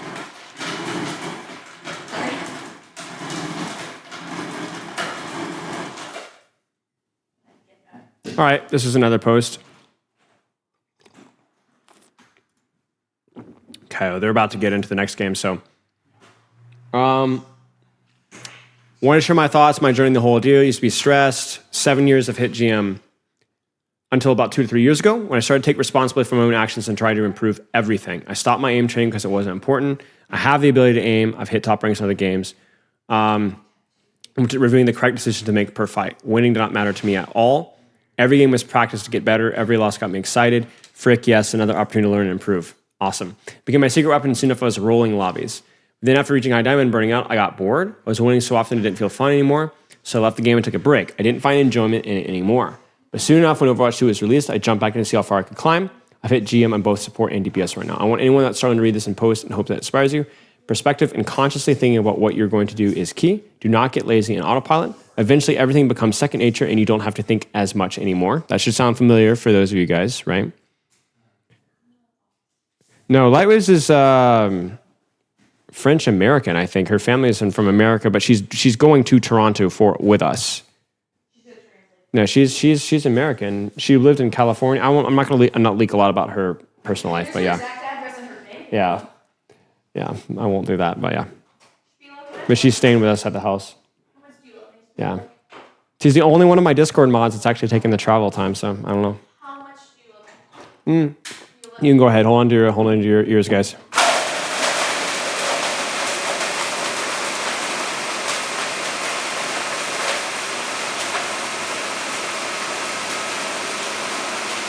You can dox yourself, but don't dox your mods, please.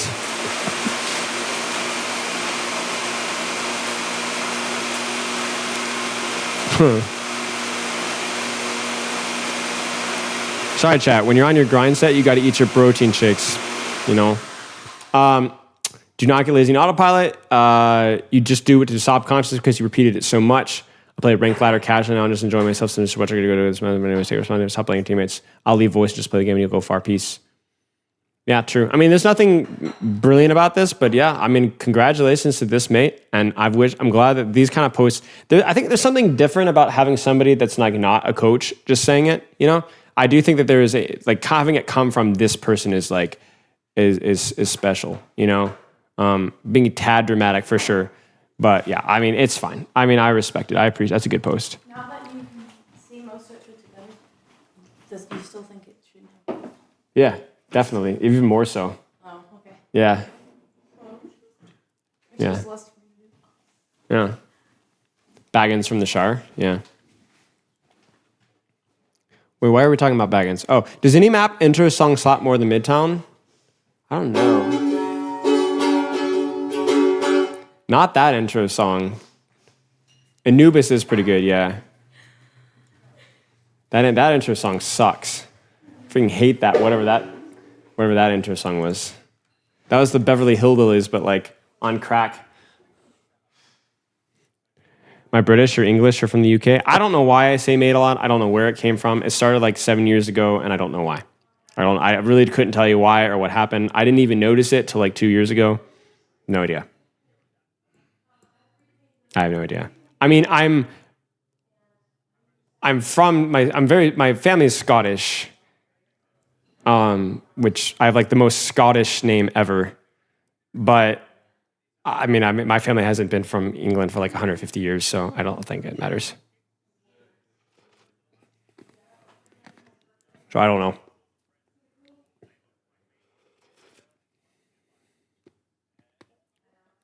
Yeah, I have talked to a few Aussies, but I had the habit before I even talked to Aussies. I'm not sure. It just feels right, you know? Icicles. No TP on defense because you don't need to move around as much. Better to have the choke value and spam value, and also backbone is just. I mean, look at this guy. This guy is look at his ult charge in the rest of the lobby. It's actually oh no, Sparker, proper.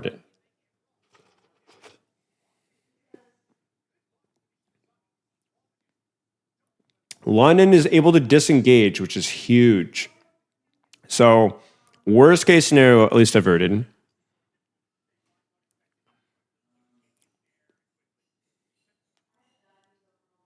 Have I ever done a shoey? No, I have not. If it's a Scottish cultural thing, my blood is Scottish, but my brain is not. That doesn't make any sense. Okay, never mind. I'm just going to stop talking. There's just no possible way I can extrapolate that one. Unfortunate. Good try from London. It does force out a BAP window in response.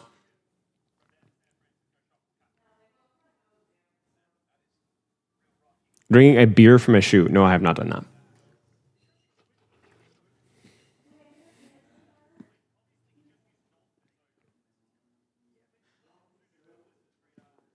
Close hold. Kiriko, by the way, is cute. Less healing needed, so Suzu's pretty useful. I like the Kitsune rush as well. Might be something that they need the more mobility more. Hi, girl. You want to sit in my lap? Beat engage. Pressure. Nothing happens. Lamp is used. Sim wall is used. They need to beat. They don't trust the lamp. Not the end of the world, though, for London. So Admiral was probably scared to Ajax on one. But that's 1, 2, 3 ults for 0. So, you take that one, I think.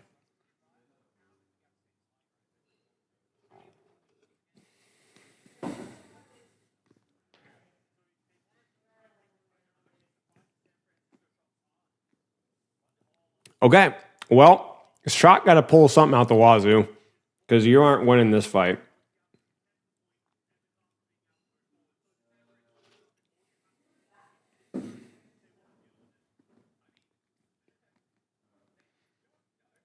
So Shocker just stalling this out, probably looking for Kitsune Rush. There's the flank. Both sides set up. Mei in the off angle. I wonder if London rushes aside. There's the push. Hottie just freaking kills proper. It was a good try, I guess. There's not a whole lot more Shot could have done here.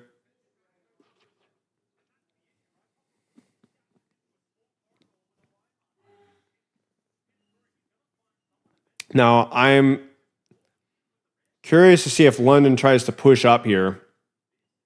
Because retaking this choke would be helpful. Maybe they don't. Maybe they just sit and wait.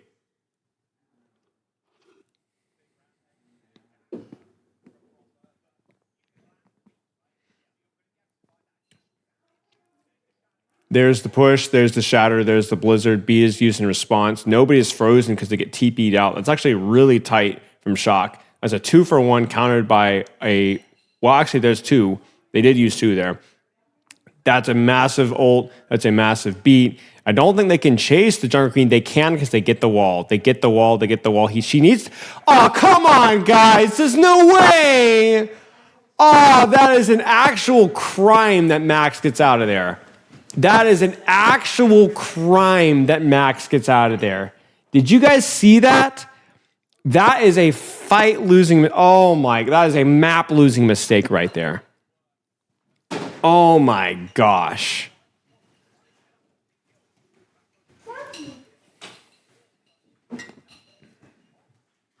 Simwall sucks from Probe. That's another one that I'm shocked that people mess up. That one should have split the battlefield here. He gets pulled. Sparker dies before he's able to ult. The pin doesn't quite hit. And that's mostly it. The Simwall did enough, even though it wasn't particularly well placed.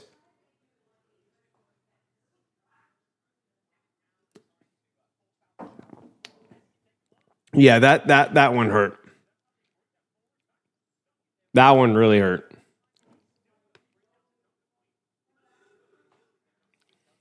Bastionolt coming up soon. Bastionolt's a lot worse now because there's no BAP. The Kiriko is a little bit faster, a little bit smaller hitbox, a little bit harder to predict movement-wise. Can also wall climb. I'm curious to see what we have here. Beat for Junker Queen ult, almost certainly, or Blade. They don't want to use Beat besides that. We might see a BAP window here. No, maybe not, because they've just used Turret Form. They didn't do anything with it. So they're going to hold BAP window. Maybe they'll respond with BAP window. We'll actually probably see Kitsune from Finn here. Junker Queen ult used first. Max should die here. Yeah, they wall off the Beat. Huge wall from Backbone there. They engage with the Junker Queen ult with the intention to bait the beat and then set something up, but then the wall cuts off the beat in response. So that's unfortunate. That's a fight-winning mistake or a fight-winning play from Backbone there. Now you could Kitsune Blade this.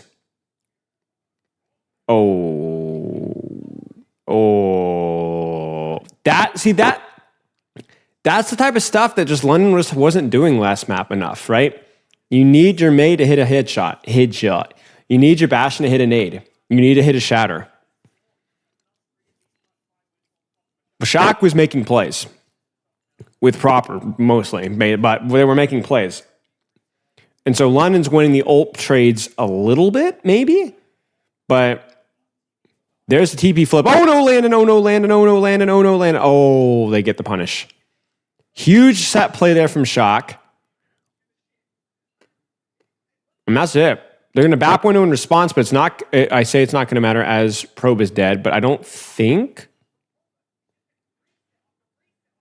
This guy is so good, man. Like, I just.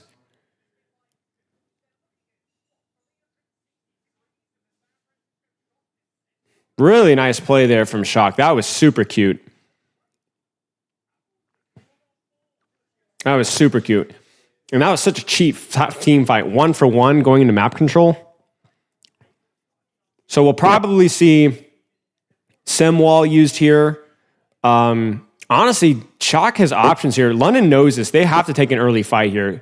Simwall, and they don't even need to do anything necessarily. There's the Bastion ult. That causes the beat engage, and then they just beat Blade here. I'm surprised. Oh! Whoa! No! Oh!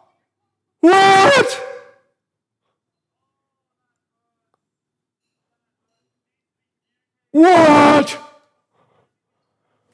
What?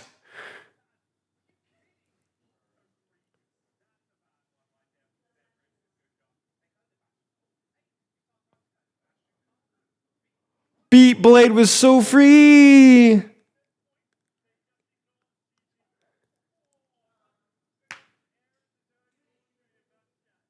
GG done. Backbone is throwing shade.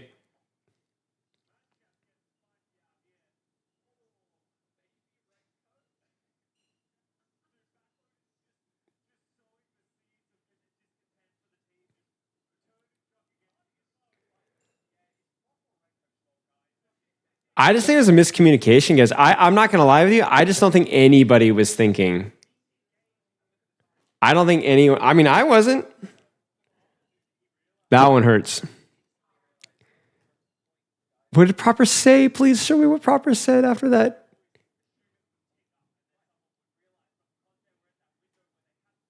That one hurts.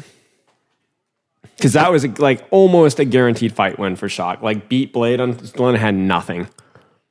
No, I saw what he said, but he said you at the very end and then they cut to the thing. This is cute.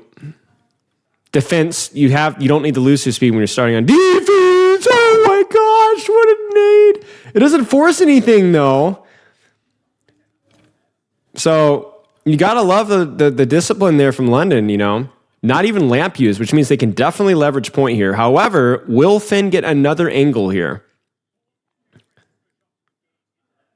It looks like he's got an angle to help Proper. Ooh. Oh, that's what we need. See, guys, that's how you play double flex support. I mean, obviously, it's a little bit different with Bapiliare, but like, that's what New York needed, man. Oh, my. Oof. To be fair, that was pretty easy from Fenn. Like, London was not ready for that. It's kind of a misplay there from London. London has to... All right, come on, Fenn.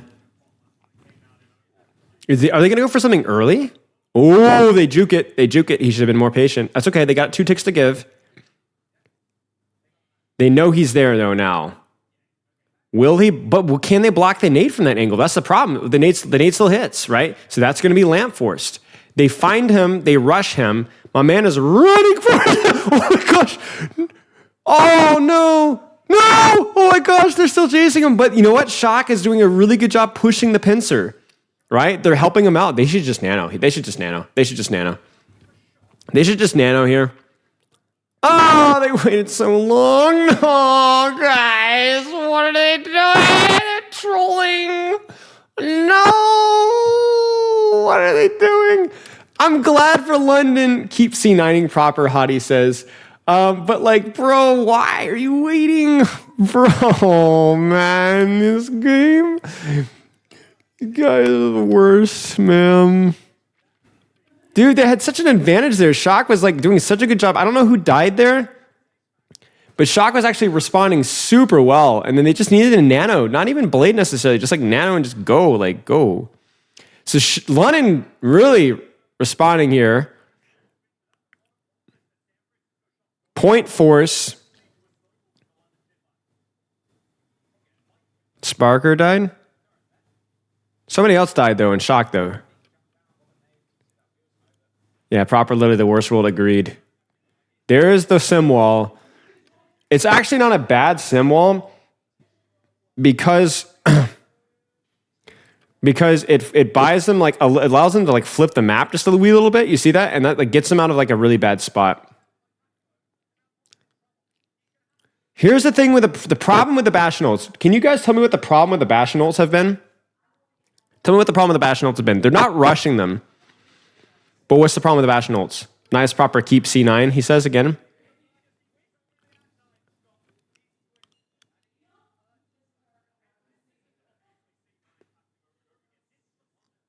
They're too slow. Right now, they've gone to the opposite end of the spectrum, right? They've gone too slow. That's why I like to do 1, 2, then 3, or go 1, 2, 3. They're too slow. So they're going 1, 2. They're giving them time to react and heal up between each shot.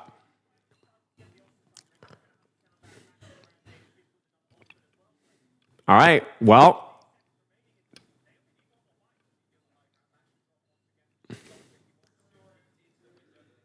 Oh, big kill. Oh my gosh, dude. Get off the video game. Stop playing the game. Go home.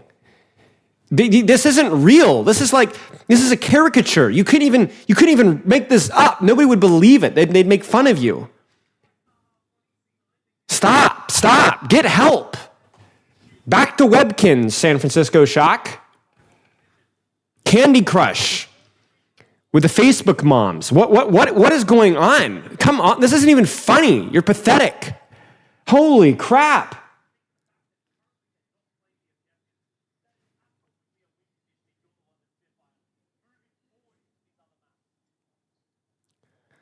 That one hurts. That one really hurts. That one really hurts, man. Dude, Shock actually is going to kill, like, absolutely, like, they're going to feel so sad looking back on this map because they were so hot at points in this map. Like, even their defense, like, looked really solid. And, like, I don't even know, man.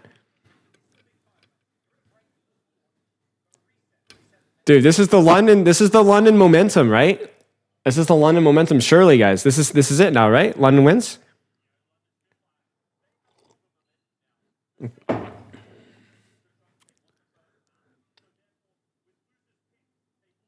Like, I just can't believe this. Like, okay, what happened here? Oh yeah, this is late. Yeah.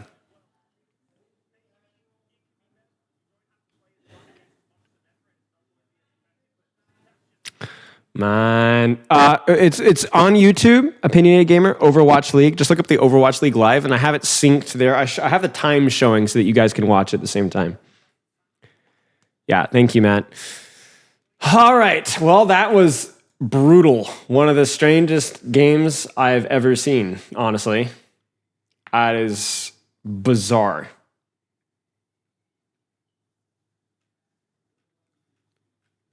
Huge throws all around, ladies and gents. Dang it, chat. I don't have any... Dude, that was brutal, man. That was like actually like... That was like stomach hurting brutal. Charlie Niner, man. Charlie Niner. No. Dude, I promise you, London doesn't care.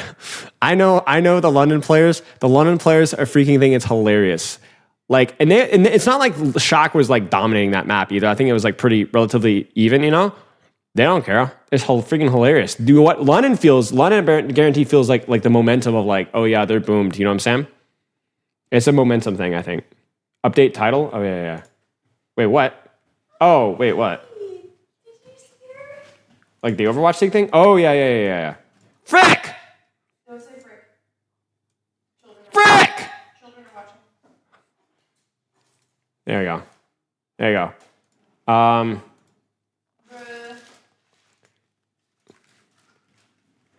Spoot versus... There you go. Wait, frick. Yeah, I also need to change the coaching thing. Yeah, see, this isn't even... Man, I just... Hang on. Yeah, that is a 404 error. Give me a second. I got to update Nightbot. Give me a second, y'all. It's the HTML part at the end that's like... boogie. I say boogie, but I meant buggy.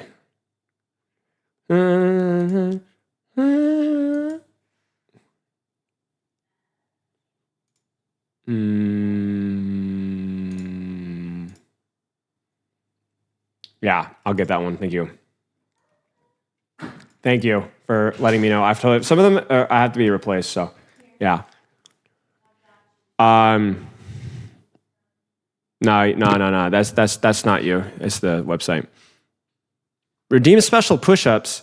Unironically, I can't do these push-ups right now. I should actually pause the command. I tweaked my back the other day. I'm trying to take a couple days off for it to heal recently. I about killed myself doing the one-arm push-up the other day. Yeah, sadly. I'll owe you one, though. Give me like a week. Can you refund yourself? Oh, yeah. How do you refund channel points, guys? Can you do that? Is that possible?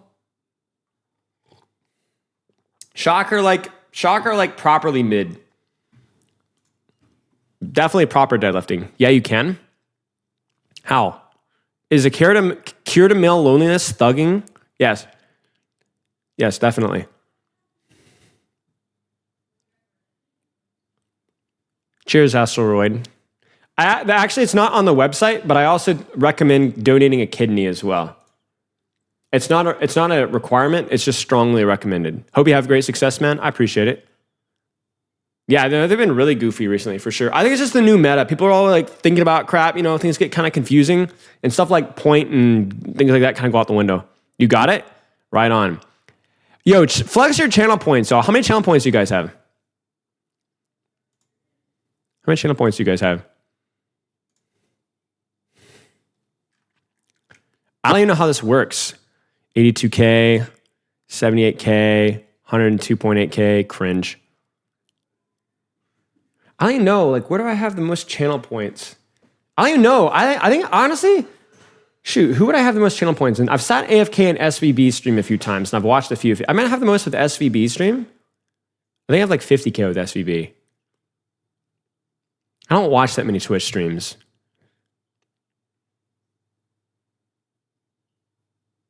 Yeah, I don't, yeah, that's interesting.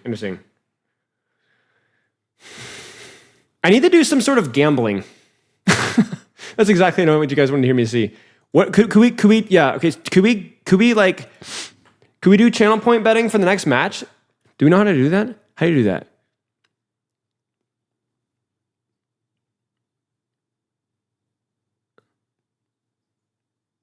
Yeah. All right, we're going in, chat. But yeah, we should figure out how to do that. That would be fun.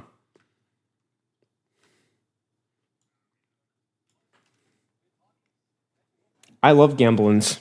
I don't know how to do it. I'll have to figure it out. All right, we gotta get in. All right, here we go.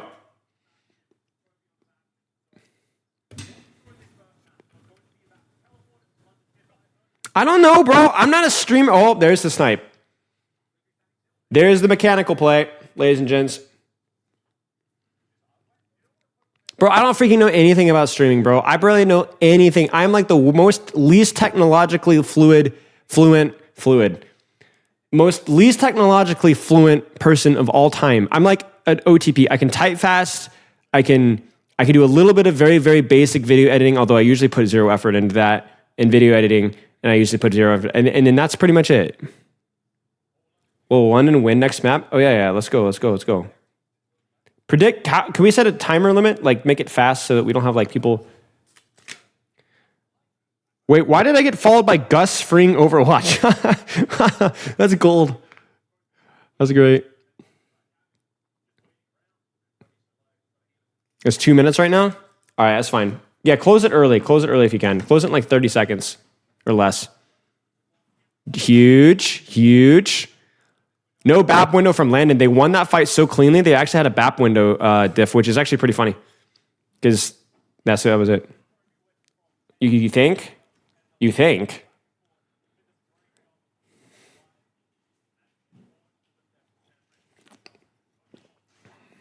Well, pretty big fight win there for Shock, because you're going to have beat for beat, Bastion for Bastion. The only problem is Proper died first, right? What did Proper die first? I honestly can't remember. But the nature of the map makes it that it's like Shock literally can't fight this. Like, they just need to run away. I mean, it's kind of bad that London had to use 2. But Proper... Oh! Sniped! Damage boosted damage grenade. No way they commit an ultimate here, right? Maybe they just think that, like, maybe Bastion ult's worth the RNG. I don't know. Yeah, I don't know. Dude, seriously, I'm telling you guys, this is what Shock needed. London needed. London had, like, no mechanical plays. Like, shatters or pins, and, like, nothing. Like, very, very little. Like, it's such a momentum, it's such a backbreaker to have that happen. You know, we talked about it from London's perspective, like just this stupid death, you know? So, Symmetra's fine, faster movement. Rinko just permanently looks like he's super excited to be here. I'm down for it. London gets the point first. Not a huge deal, because Shock will get there in time. The big thing to look at, ladies and gents, is the Junker Queen ult. I think... Oh, boy. Actually, Shatter is the big one to look at here, because this could really go either way. You got beat for beat, Blades. Shock should win. Oh, my gosh. There's the beat. There's the pin out. Bastion is isolated. There's the Junker Queen ult. There's the beat in response. Proper has to Blade now. Even if London loses this, London's probably not too unhappy, because that's a 3 for 2. And not only a 3 for 2, but a very valuable 3 for 2. Where Shatter is inconsistent. And there's your layering, right? From good layering from Shock, but honestly, London isn't too displeased about that. Yeah. I mean, it was a fat beat, you know? Like, London played that one relatively well. Now, if they can get the point quickly now and then just BAP window. They also avoid the BAP window? Is Hottie okay? Hottie's okay. Yeah, I mean, we love to see it for London.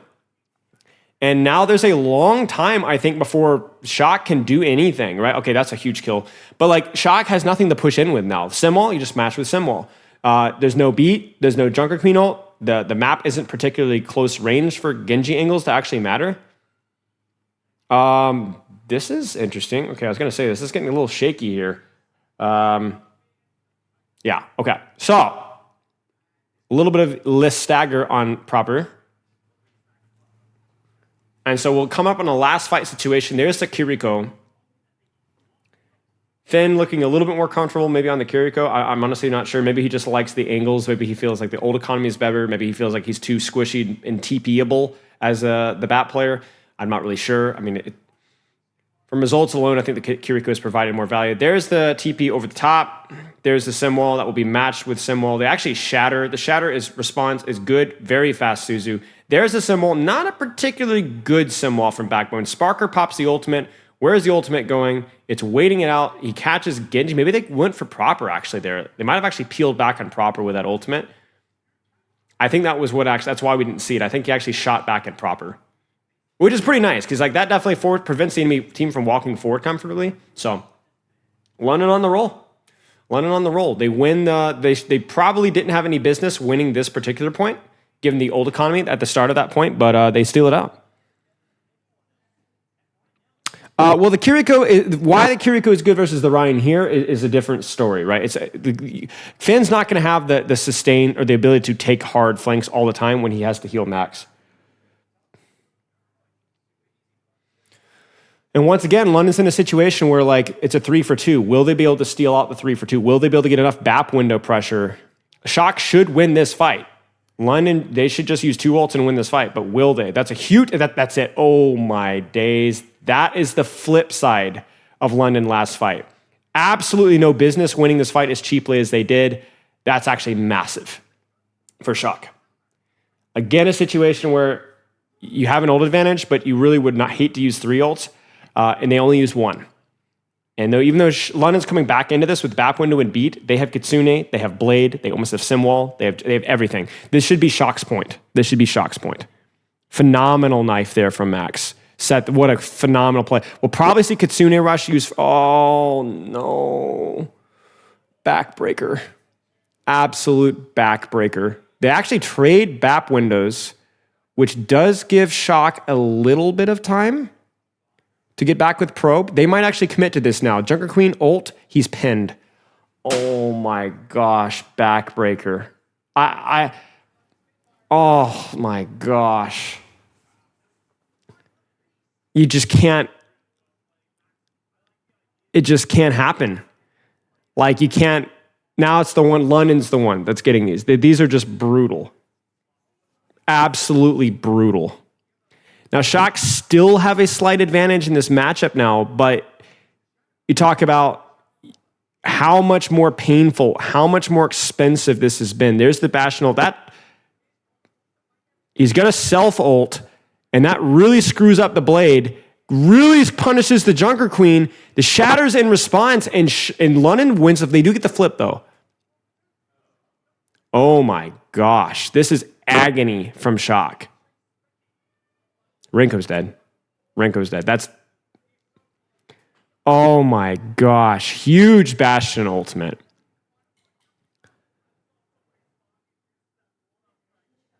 Dude, you got to give credit for Sparker consistently finding more value out of the Bastion ult, even in the proper kill last round, right? The peel and the proper kill and the flank.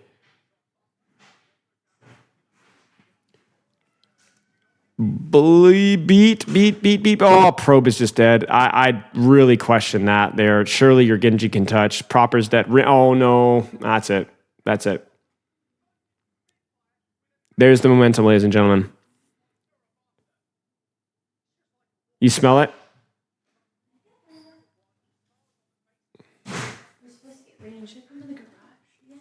He's probably okay for now. Yeah, it's still possible.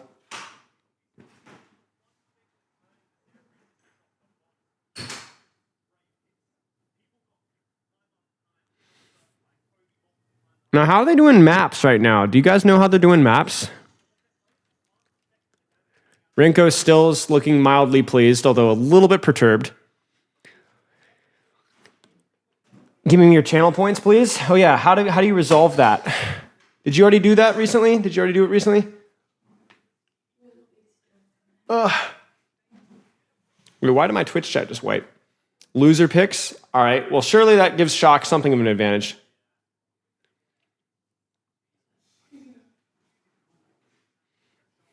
All right, guys. Did you hear that? Yeah, I did. All right, guys. Do you want to set up Preds for the next match? Yeah, cheers.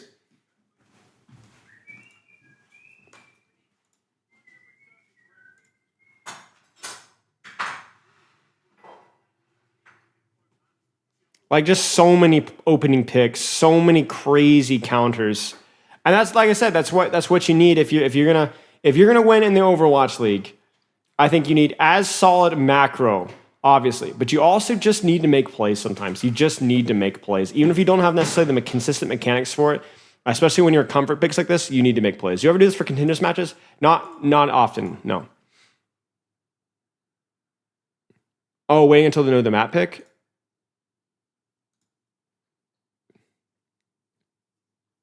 And now you can't gamble. See, that's the reason why this is why you should never gamble, guys. The reason why you should never gamble is that if you gamble and you lose all your cash, then you can't gamble anymore. So what I would recommend, if you want to gamble, have somebody or something that you can rob so that you always have a backup stream of passive income so that you never have to stop gambling. You know what I'm saying? If you gamble with all your cash, that just means that you're not going to be able to gamble as long. So you need other people's cash to continue gambling. I think that's something that a lot of people miss, and I think it's really a shame. Passive income, no, I wouldn't say you necessarily have to rob it. It could be more of like you establish a tap to their bank, something like that. Insider trading, yeah, I think so. I think so. I think that's a wise way of putting it. If you're spending your money, then it's only a matter of time before you end up running out of your money and can no longer keep gambling. And gambling is so important that you need to find a way to continue gambling. So then therefore you need other people's money. It's just one of those little things that, it's like they don't teach you in school. They don't teach you how to do your taxes. They don't teach you about passive income. They don't teach you about drop sets, stuff like that. That's true. You can use your body. Yeah, kidneys. I have heard that there are some experimental heart transplant things that could work as well. But that one's obviously a little bit of a higher risk. Thank you, Varashi. Yeah. Listen, if you're treating yourself with responsibility and respect, it sounds like you're afraid to limit test. And from what I know, limit testing is the best way to improve. So if you're not like limit testing IRL and like, shooting at cops randomly, you're not limit testing near enough because you never know. You like honestly, you really never know what could happen. Have you ever committed arson? No? Then why are you then are you really limit testing? You know what I'm saying? Like you don't really know what happens when you commit arson. It could be a really awesome thing. You're like I don't really know.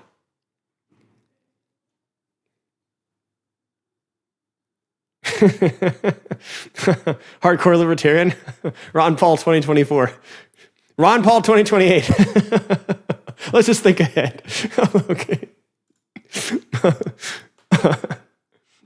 Right. Just claim diplomatic immunity. And when they ask you under what country, just ask, I am my own individual entity. Natural law. And they won't be able to do anything. Trust me, I've tried it. It works.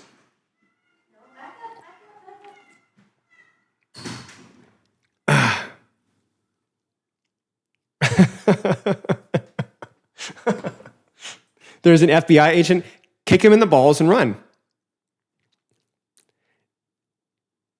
And if you stripped naked while running, they will not be able to stop you because it will be sexual harassment.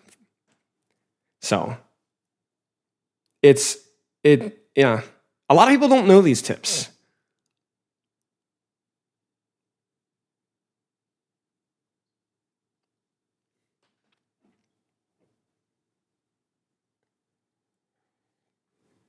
The song that London uses.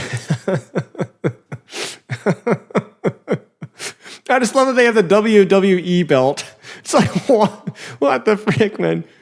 My favorite part, okay, guys, watch this. I'm going to stream the YouTube thing. You can't stop me. Check it. They just stand there. Watch. They just stand there. They just stand there for like a good solid second too long. And you're like, what? Just cut it.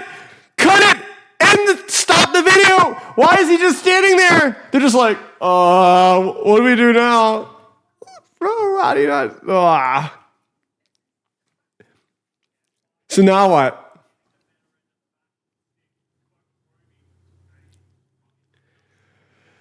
Are we done? Pretty much. At least there's personality, true.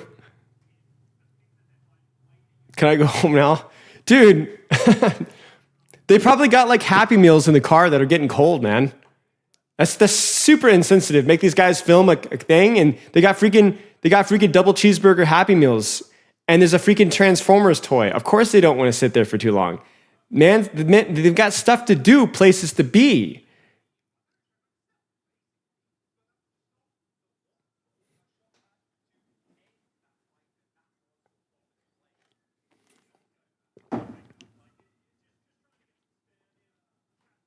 Seriously, man. Super disrespectful. What is Hottie doing?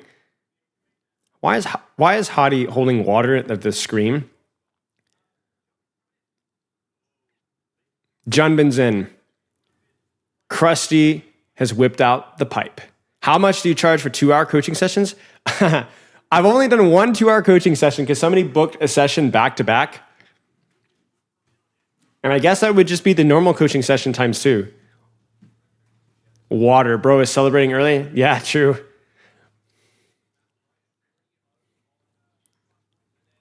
There's a damage boosted Sparker Bomb. What McDonald's do you guys go to? Shock is washed. Yes, hilarious. Esperanza. You're about to be rich or broke? Never stop gambling, bro. All your channel points going to trash. Think about that. All the time that you spend in this channel is completely going to waste. Only because you're a stupid idiot. You can't control yourself. You're friendless. Nobody cares. I'm surprised. I'm not going to even give you any more attention to that. So why would I? You're not going to even get attention for donating that much. It's over. Just enjoy the hollow feeling that you get after this map is over. There's nothing to spend them on? Well, I mean, I was going to actually have a direct channel points into cash transfer set up this next week, but fine, it's fine. You didn't even ask. All that opportunity and it's gone. I know, wrong scene, it's fixed. I got it. What is Sean Miller going to do to go to my door, knock down my door? They don't even, Overwatch League doesn't even exist anymore. I'm this close to publicly streaming the replay viewer while in my underpants singing DMCA stuff while gambling and just sing screw the police and see what the Overwatch League does about it. What are they going to do about it? Okay, I was going to say, thank you. Nobody works for Overwatch League anymore. Dead game, bro. Okay, mirror matchup, Jungler Queen, ability again, shout OP, ability to set up brawls OP, also comfort pick, maybe. I don't know if you want to match Hottie and the Rhine. I think I should limit test that. That's true. That's true, guys. I can't be a teacher, not a taker. I can't just I have to actually do things. I can't just okay, they catch Landon. Oh, okay.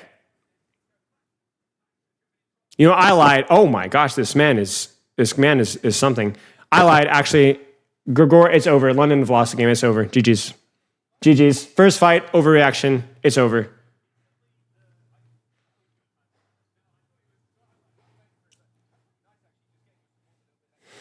No, Krusty's the type of guy to play a player because he thinks that he's got a psych. Krusty's the type of guy to be like, yo, I woke up this morning and I had this dream and Junbin's hair was parted on the left. And I was just feeling what if he left the enemy team in the dust? And I know Junbin took that one creative art class back when he was in 3rd grade in Korea. And I just feel we need that creativity right now. And also Junbin wears Wranglers and not Levi's for jeans. And I just feel we need to wrangle the situation. So I'm going to put Junbin in. That's Krusty's strategy. Krusty's the type of coach that would go up to Junbin and go, yeah, you're smelling a little spicy this morning. You're starting. I could smell the testosterone coming off you. I think you're ready. Wait, lift your armpit. That's Krusty's.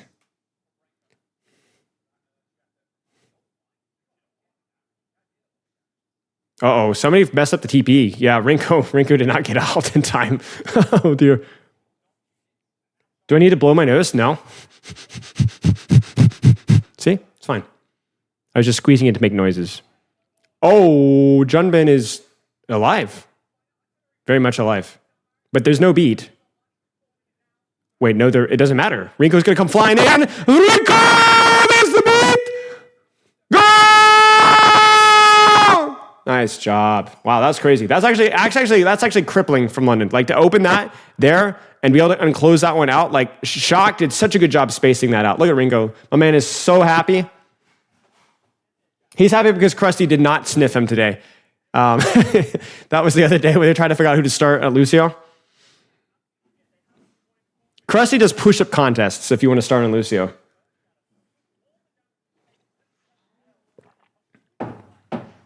Yeah, you're going bankrupt, dude. You're actually screwed. His balls were snipped from the sniff test. That's not what I said. That's not what I said. Very, very cheap fight win for London. That one kind of hurts, definitely. But that's like classic London. Really nice TP sets up a fight win.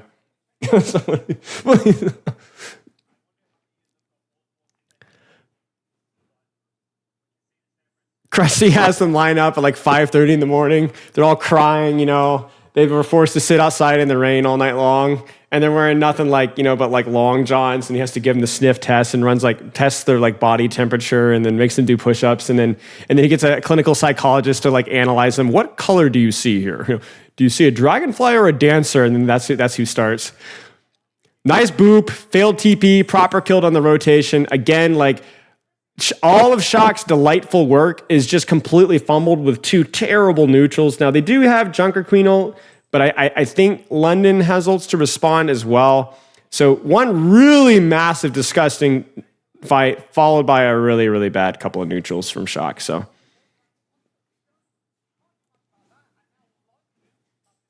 listen, guys, if you're not actively losing money in a betting thing, then here's the thing. If you are not literally several $1 million in debt, that's several million of dollars that you could be earning back. So if you're not actively losing all of your channel points, then you're not going to be able to get as many channel points in response. It's simple mathematics. So I think if you're not actively campaigning to throw your channel points in the trash, you're not on the grind set enough. Like if I had the option to gain $1 million or just to be in debt $1 million, I would always choose a $1 million debt so that I can make that money back. Shatter 3, 2, 1, 1, 1. Okay, never mind. TP, fake TP, Shatter. Bastional is pretty good for a split there. Sparker's a little bit in the open. Leads to a later sim wall. The beat is not particularly good because I don't think they can push in with it. And then it's going to respond with the beat. Finn has to BAP window. Hottie does push through the choke, though, by himself. There wasn't enough of a push there from London. London's a little too passive. They need to get a kill on the support, though. Hey! Bah! Wah! No knife. And now London's the one playing a ring around the rosies. And Shock is unable to finish that one off. That one hurts for Shock. Like, London starts that one off. Hottie makes that big boo-boo, and nothing happens. So, wow. Thank you for the advice. You're welcome. Yep. Here's the thing, though. If you're going to go $1 million in debt, just make sure it's in my bank account. Because you wouldn't want to trust anybody because I'm with you guys. I'm on your grind set with you. So you can trust me to go in debt to me. I think that goes without saying.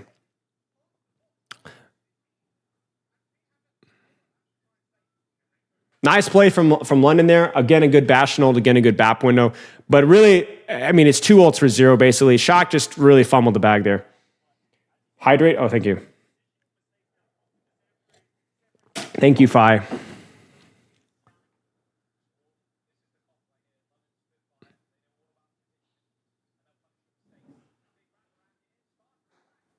BAP window is decent, but they are C9ing point. That's actually pretty decent there. We'll take it. It's not quite as good as a team fight win, but it's close. There's a TP. There's a TP. They flip. Somebody's on the angle here. I can't quite tell who. I don't know if it's Finn or Rinko.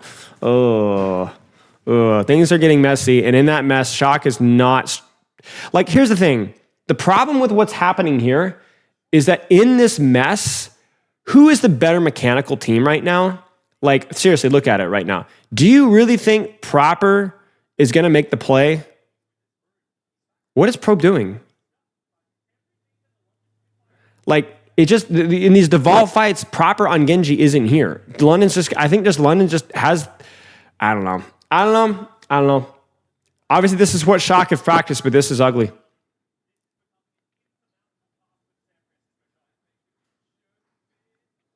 That's a fat rampage. The beat does go off. He needs to play his life. He has used Shout, though. The sim wall is super late. Rinko gets picked off again. Rinko's died so many times to just solo deaths.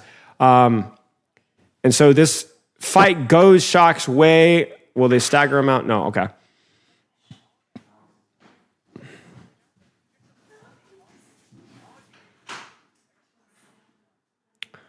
All right. Well, Shock has to win basically 3 fights in a row. And there's Shock proper on Genji.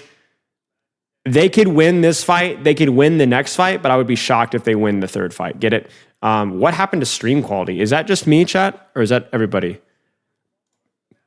I think.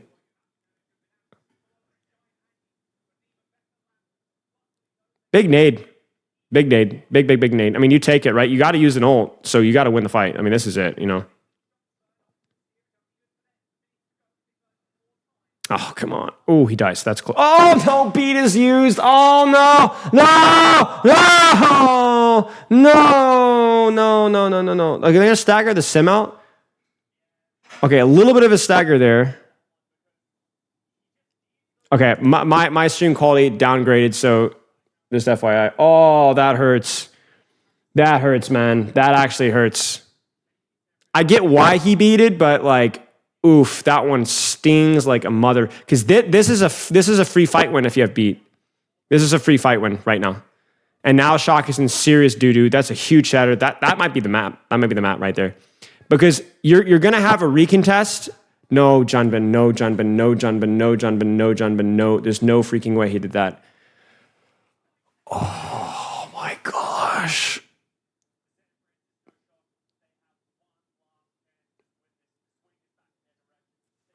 Bro. All right, this is it. This is literally proper. Now, the only saving grace for Shock is that Admiral doesn't have beat. If Admiral had beat, this would be the entire game. There's like no way they win this, but there's at least a way, if that makes sense. Like there's a small chance. But if Admiral gets beat, it's over. It's literally over if Admiral gets beat. They might just BAP window high ground.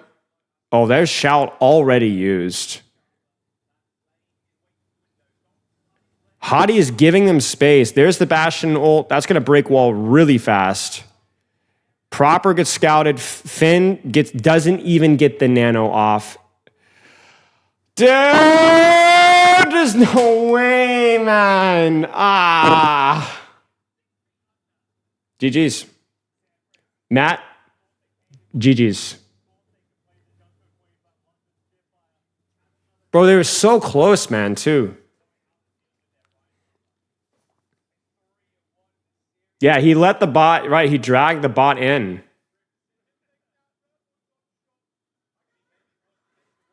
Gifted sub. Wait, what the frick? 20 gifted subs? What did I get? You need to lose more often, dude. Thank you. Sayar, Christian, Shadow, Spirit, Arsa, Joe, Globus, Don, Lieutenant Ribs, Arian, Endgamer, C4, Rav, Karaka, Hag, Wave, HRSA, Anti-Next, 7-star Scrublord. Holy crap, dude. Thank you. Oh, you did? I missed that. What would I have gotten if you'd won? 200? 400? 7,000? 20? Nothing. Okay, well, I'm now a London fan if I wasn't before. Thanks, man. I really appreciate it. It's super generous of you.